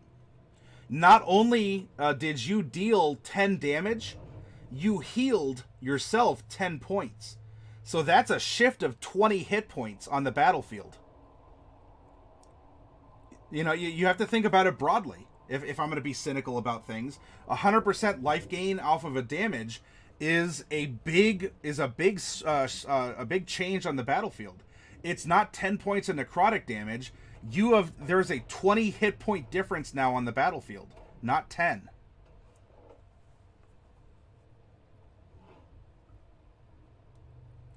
Using a vault of full slaves to heal a bunch of damage. Yeah, right? A vault of slaves and a gate of Babylon, referring to fate. 75 GP times the target level. Oh, did I say plus? Or was it, Yeah, I'm sorry. Times the target level. Got it. Pat, it's more complex than I like for my games. I personally hate that level of mechanics is required. I think I generally agree with you, Pat. Unless there's something at the end that's just like, now that you've seen how we recommend you play Pathfinder, here's actually an alternative that's rules light. And then I'd be like, yes, I might play Pathfinder in that case. So a 4th level character costs 300 gold pieces. Yeah. There's a lot of heavy-handed mechanical benefit from literally everything.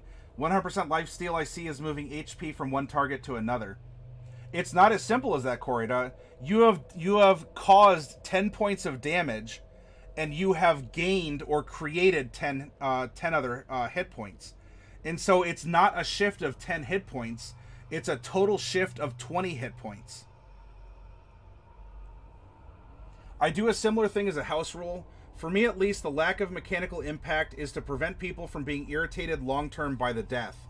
Long-term penalties are kind of obnoxious. Daniel, Matty Morgs, for you, which do you like more, werewolf or vampire?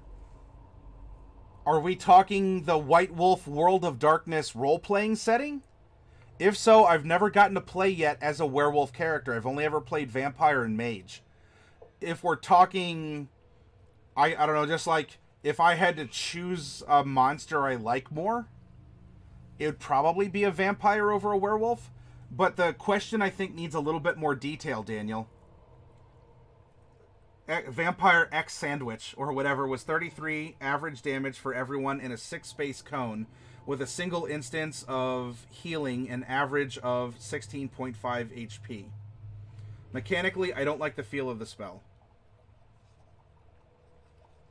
However, the odd trait gained gives you plenty of opportunity for fluff. Yeah, it does. It creates opportunity for fluff. I agree, Fluffy.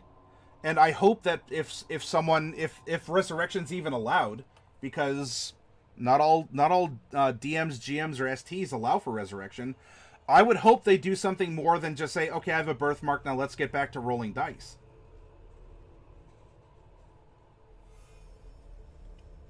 In general,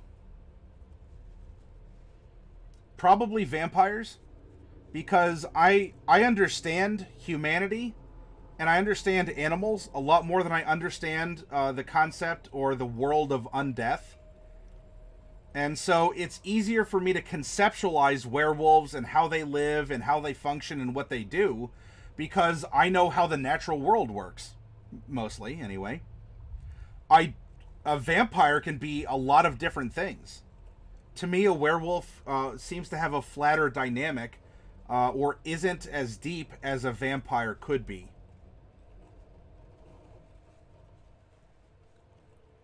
"20 hit points has shifted, 10 down to hostile and 10 up to friendly, but 10 hit points has moved off the hostile to the friendly."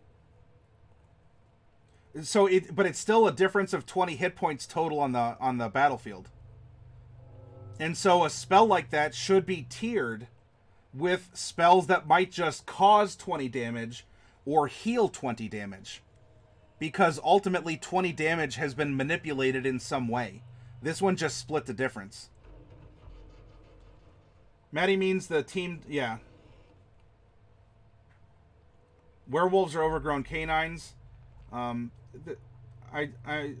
Corina says, yeah, but I'm just meaning I see it being moved. It is a big deal to have 100% lifesteal, or any lifesteal, honestly, but it's moving.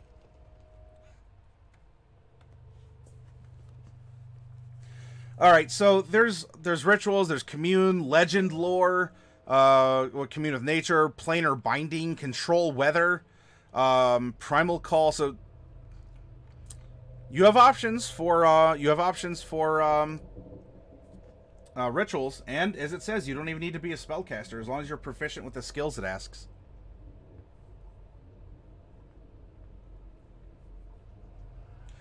After you've created your character, but before you've begun playing the game, you may need more detailed information to get a full picture. We need more detailed information now on how to get your character works. Perhaps you want to know more details about the deity your character worships, or rules for your character's animal companion or familiar. Additionally, as you level up, you'll need to know how to advance your character, and whether you'd like to further specialize her mechanical build using options such as archetypes.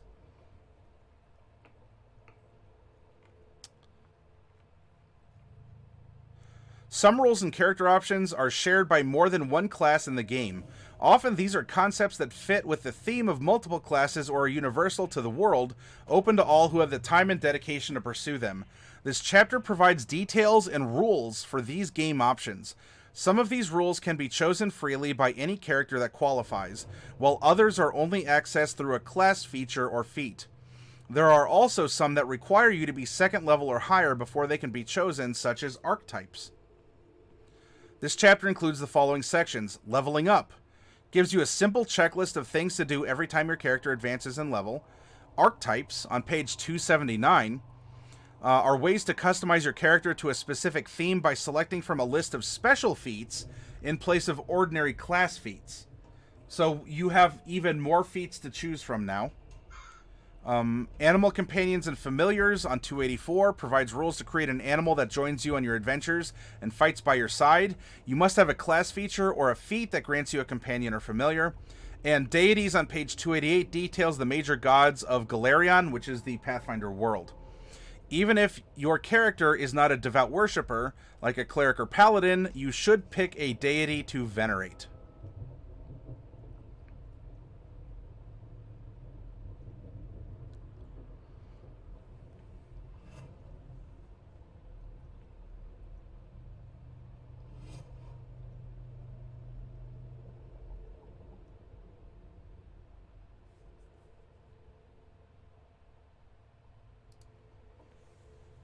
Uh, 20 damage or 20 heal is a bit weaker than 10 damage or 10 heal.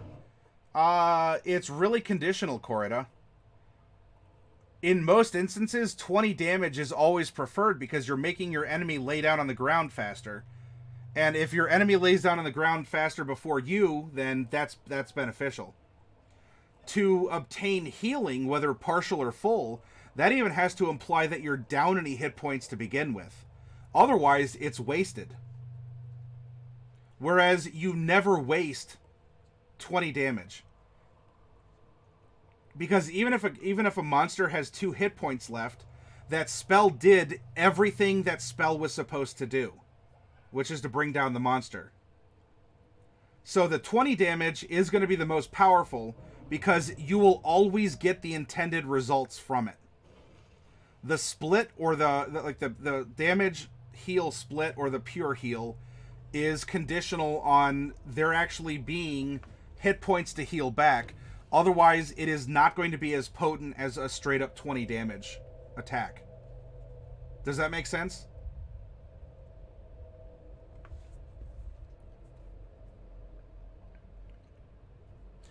The world of Pathfinder is a dangerous place, and your character will face terrifying beasts and deadly traps on her journey into legend.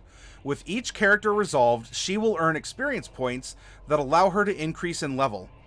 Each level gained grants her greater skill, increased resiliency, and new capabilities, allowing her to face even greater challenges and go on to earn even greater rewards.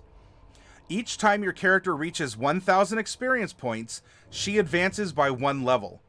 On your character sheet, indicate her new level beside the name of her class, and deduct 1,000 experience points from her XP total. If you have any experience points left after this, record them. They count towards your next level, so your character is already on her way to advancing yet again. I really hope that they mention milestones. I do not play with, I played originally with experience points. And even before milestones were kind of a thing, well, I mean, maybe not in general. D&D and role-playing's been around for a while.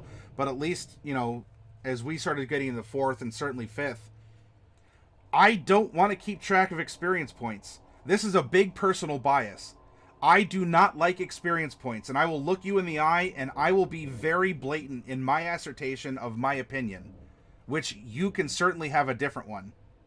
I do not like experience points.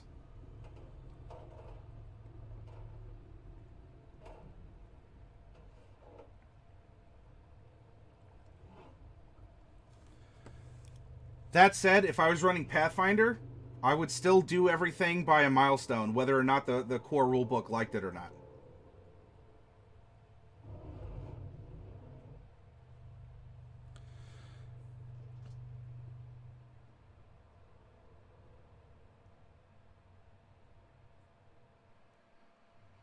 Next, return to your character's class entry in Chapter 3. You gain the number of hit points indicated for your class. Now take a look at the class advancement table. The table tells you which new abilities you gain from your new level in your class, and it reminds you which abilities or feats you gain as a part of leveling up. For example, at 5th level and every 5 levels thereafter, you gain 4 ability boosts, which are further explained in each class entry.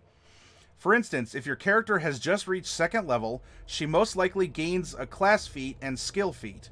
You can find any class features and feats you gain right in your class entry, although you can also use your class feats to take up an archetype on 279.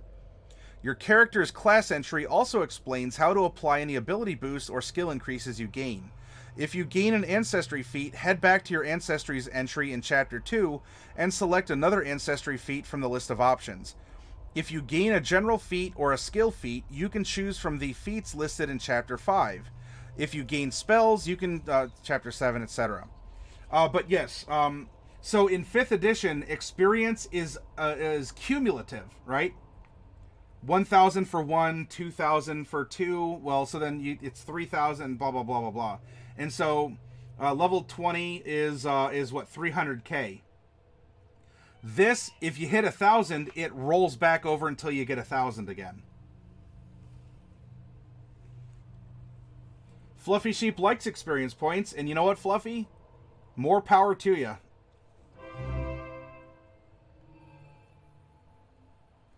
Dark Wolf, you have fulfilled the prophecy by sacrificing 55 bits. Thank you very much, Dark Wolf. I appreciate that.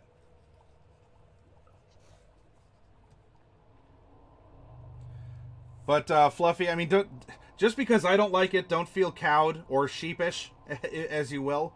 I just have a very strong bias towards experience points. It is a bias, and I'm freely admitting it to all of you. So you can take whatever I say regarding regarding experience points and leveling up with them with a grain of salt. I'm going to be open and honest about that.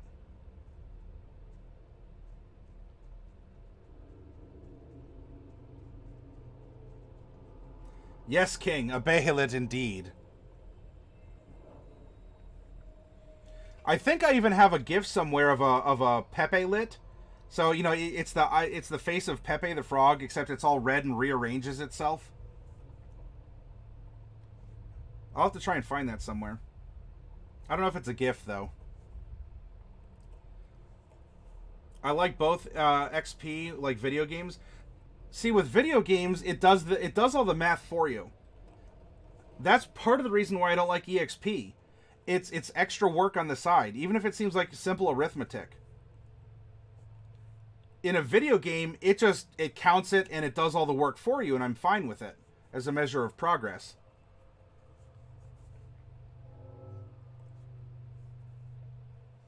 But I do like achievement-based leveling. Maddie, nothing will make me forgive Final Fantasy X for locking you out of a second-tier spells until you go see more spaz on a magic centipede. The sphere system, I haven't played 10 myself. I've seen it played and such. The sphere grid system is interesting, but I think I understand what you're saying. where in order to go in a particular direction on this supposedly open grid, you do have to take a dip into some other things first. I get it too. I keep forgetting my Twitch pick is Despair from the Dark. You've never used milestones. How do they work? Daniel, milestones, when your party gets to a certain point in the story, you award them a level. Congratulations, you've made it this far. Yeah, it's like checkpoint leveling. Darkwolf, yes. Darkwolf has sniped, and Darkwolf is now the stream boss. All hail Mistress Darkwolf.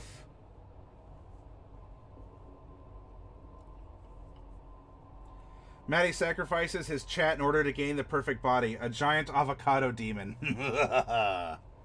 Yes. Small numbered XP encourages not avoiding every fight, but achievement-based leveling makes it much easier to calculate on everyone. Okay, so you have two pools of class feats. You can go archetype or class. Once you've made all your choices for your character's new level, be sure to go over your character sheet and adjust any values that have changed.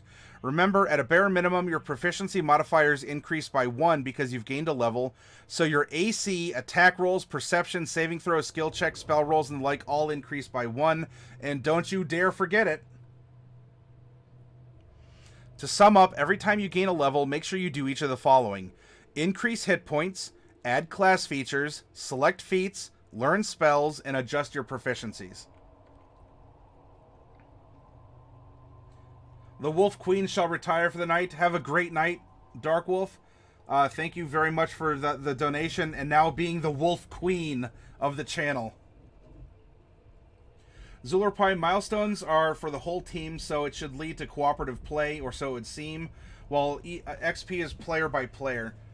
And in EXP, depending on how you run it, now look, Fluffy Sheep, it sounds like Fluffy, you use experience points.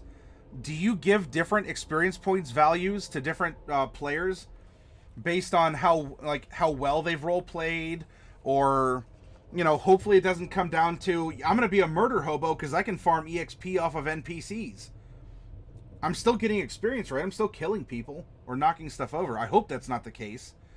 But it can turn... This is another reason why I have a bias against experience points. It suddenly turns everything into a target that can be manipulated, killed, stolen, and sold, and it turns everything into a mechanic because you can find experience points under every rock, every spider you step on, everything you do turns into a solicitation for experience points. Daniel, oh, come on now. We all know that I'm a Nalfenshi. Or a Nalfeshni. I'm sorry. I swapped the N and the SH. Thank you very much, Daniel. The FF10 thing was an example of obnoxious checkpoint leveling where you reach a point in Lulu's grid where you can't go forward at all because they stop giving you the spheres you need to learn her abilities until you pass some arbitrary point in the game. Oh, I see. Gotcha. Well... But you're not in control. You are only the PC there, and I guess you could say that a DM could just imply or have these arbitrary story advancements with Milestone. And you know what? There are drawbacks to Milestone as well. Similar to the example you provided, King. On the whole, I just prefer Milestone over EXP.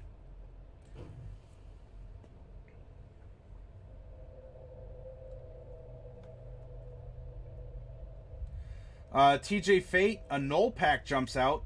You have disadvantage. Alright, so TJ, if it prompts you...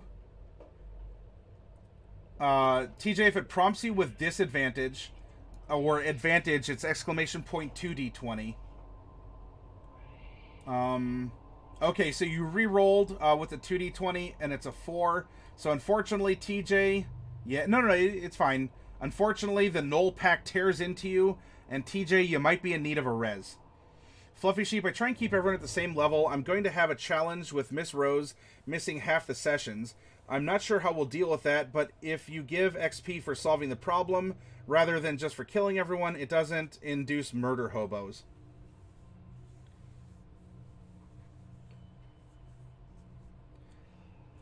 Yeah, Shades of Grey, or even if I'm playing Devil's Advocate, at which point then why don't you just go milestone if everyone's on board the same page anyway? Or if Random Joe didn't really contribute to the problem solving, but is a part of the team, and everyone else on the team solved the problem, do you not give experience points to Random Joe for kind of being quiet or not rolling, or penalizing Random Joe who's trying to stay in? Like, he may personally know the solution and wants to role play it through his character, but has bad dice rolls, and so can't provide the information. Does he not get experience points because he hasn't contributed? And I know that I'm getting into a big old sticky wicket, or I'm getting into various shades of gray fluffy sheep. I'm not looking to antagonize you or anyone else who does experience points. Or look, milestones can be flawed as well. And so, I'm not saying one is necessarily better, but we all have preferences, and we all have conditions, to think, well, what happens if an extraordinary circumstance occurs?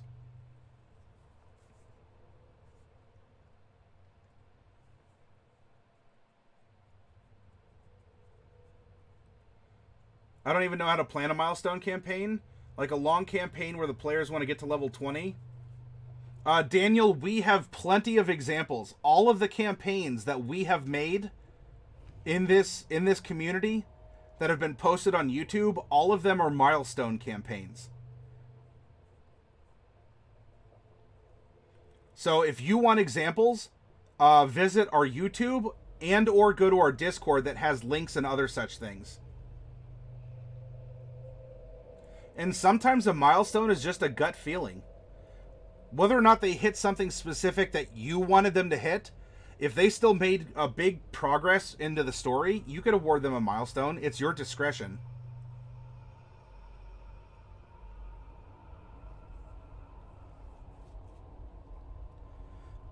King, that's a pretty good summary to Daniel.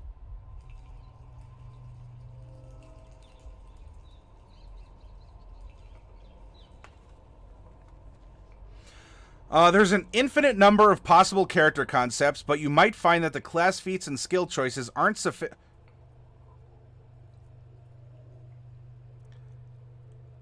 You might find that the class feats and skill choices aren't sufficient to fully realize your character.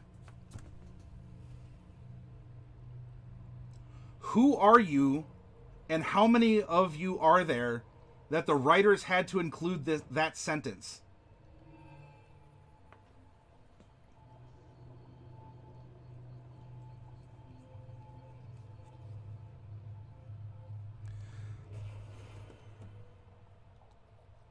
Alright, so if you're one of the many people out there that don't think that enough feats and options exist for you already, archetypes allow you to expand the scope of your character's class. Applying an archetype requires you to spend your class feats on archetype feats instead of class feats. Start by finding the archetype that best fits your character concept and select the archetype's dedication feat using one of your class feat choices. Once you have the dedication feat, you can select any feat from that archetype in place of a class feat as long as you meet its prerequisites. Each archetype's dedication feat represents a certain portion of your character's focus.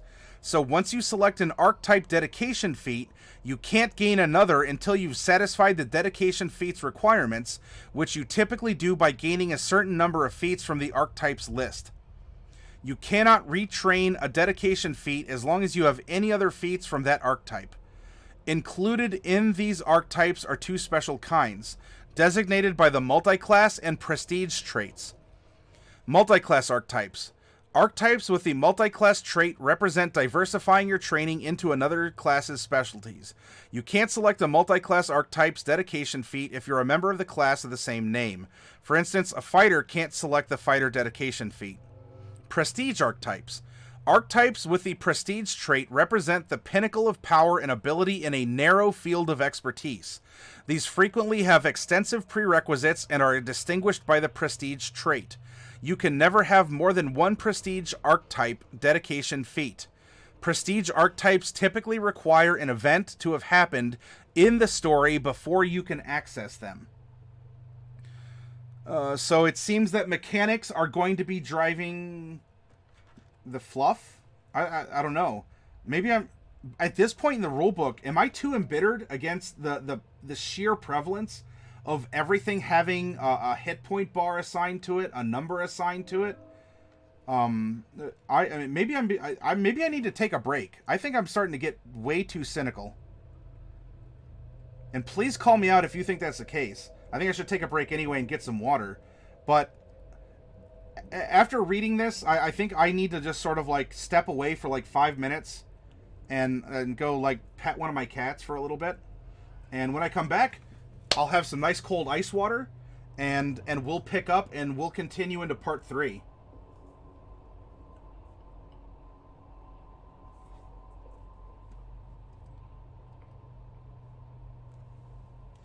Fluffy Sheep, I wouldn't bother with any of that. You were there, you participated in the way befitting your character, even if you crit failed everything you tried, or you were the barbarian during the magic puzzle, or whatever. That happens. No, the reason I prefer XP is so that the players can see a direct correlation between what they did and how they advanced. It's funny because giving out XP is just as much a DM fiat as giving out levels, but the finer level of detail just feels better to you. It's a rational explanation, Fluffy Sheep. Imagination, Maddie, I must say I've been enjoying listening to your reactions to the Pathfinder rulebook. I'm waiting for the impending table flip, and Corida provided one. There's a table flip emote on our Discord. Are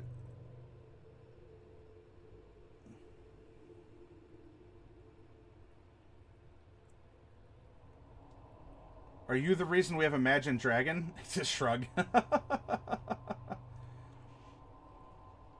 A break might be a good idea. Yeah, I'm gonna take a break. After reading that paragraph, I need to stop. The Pathfinder devs are pretty cynical themselves and are infamous for verbally assaulting their own fan base for disagreeing with them. So I'm not surprised their book is such a chore, says King. Daniel, you're off to bed then? Let's see. It is not nighttime for you. You live 6 or 7 hours in the future. It is the morning, so it is what's good morning? Bella, not Nocta. That's night. Bella morning to you, Daniel.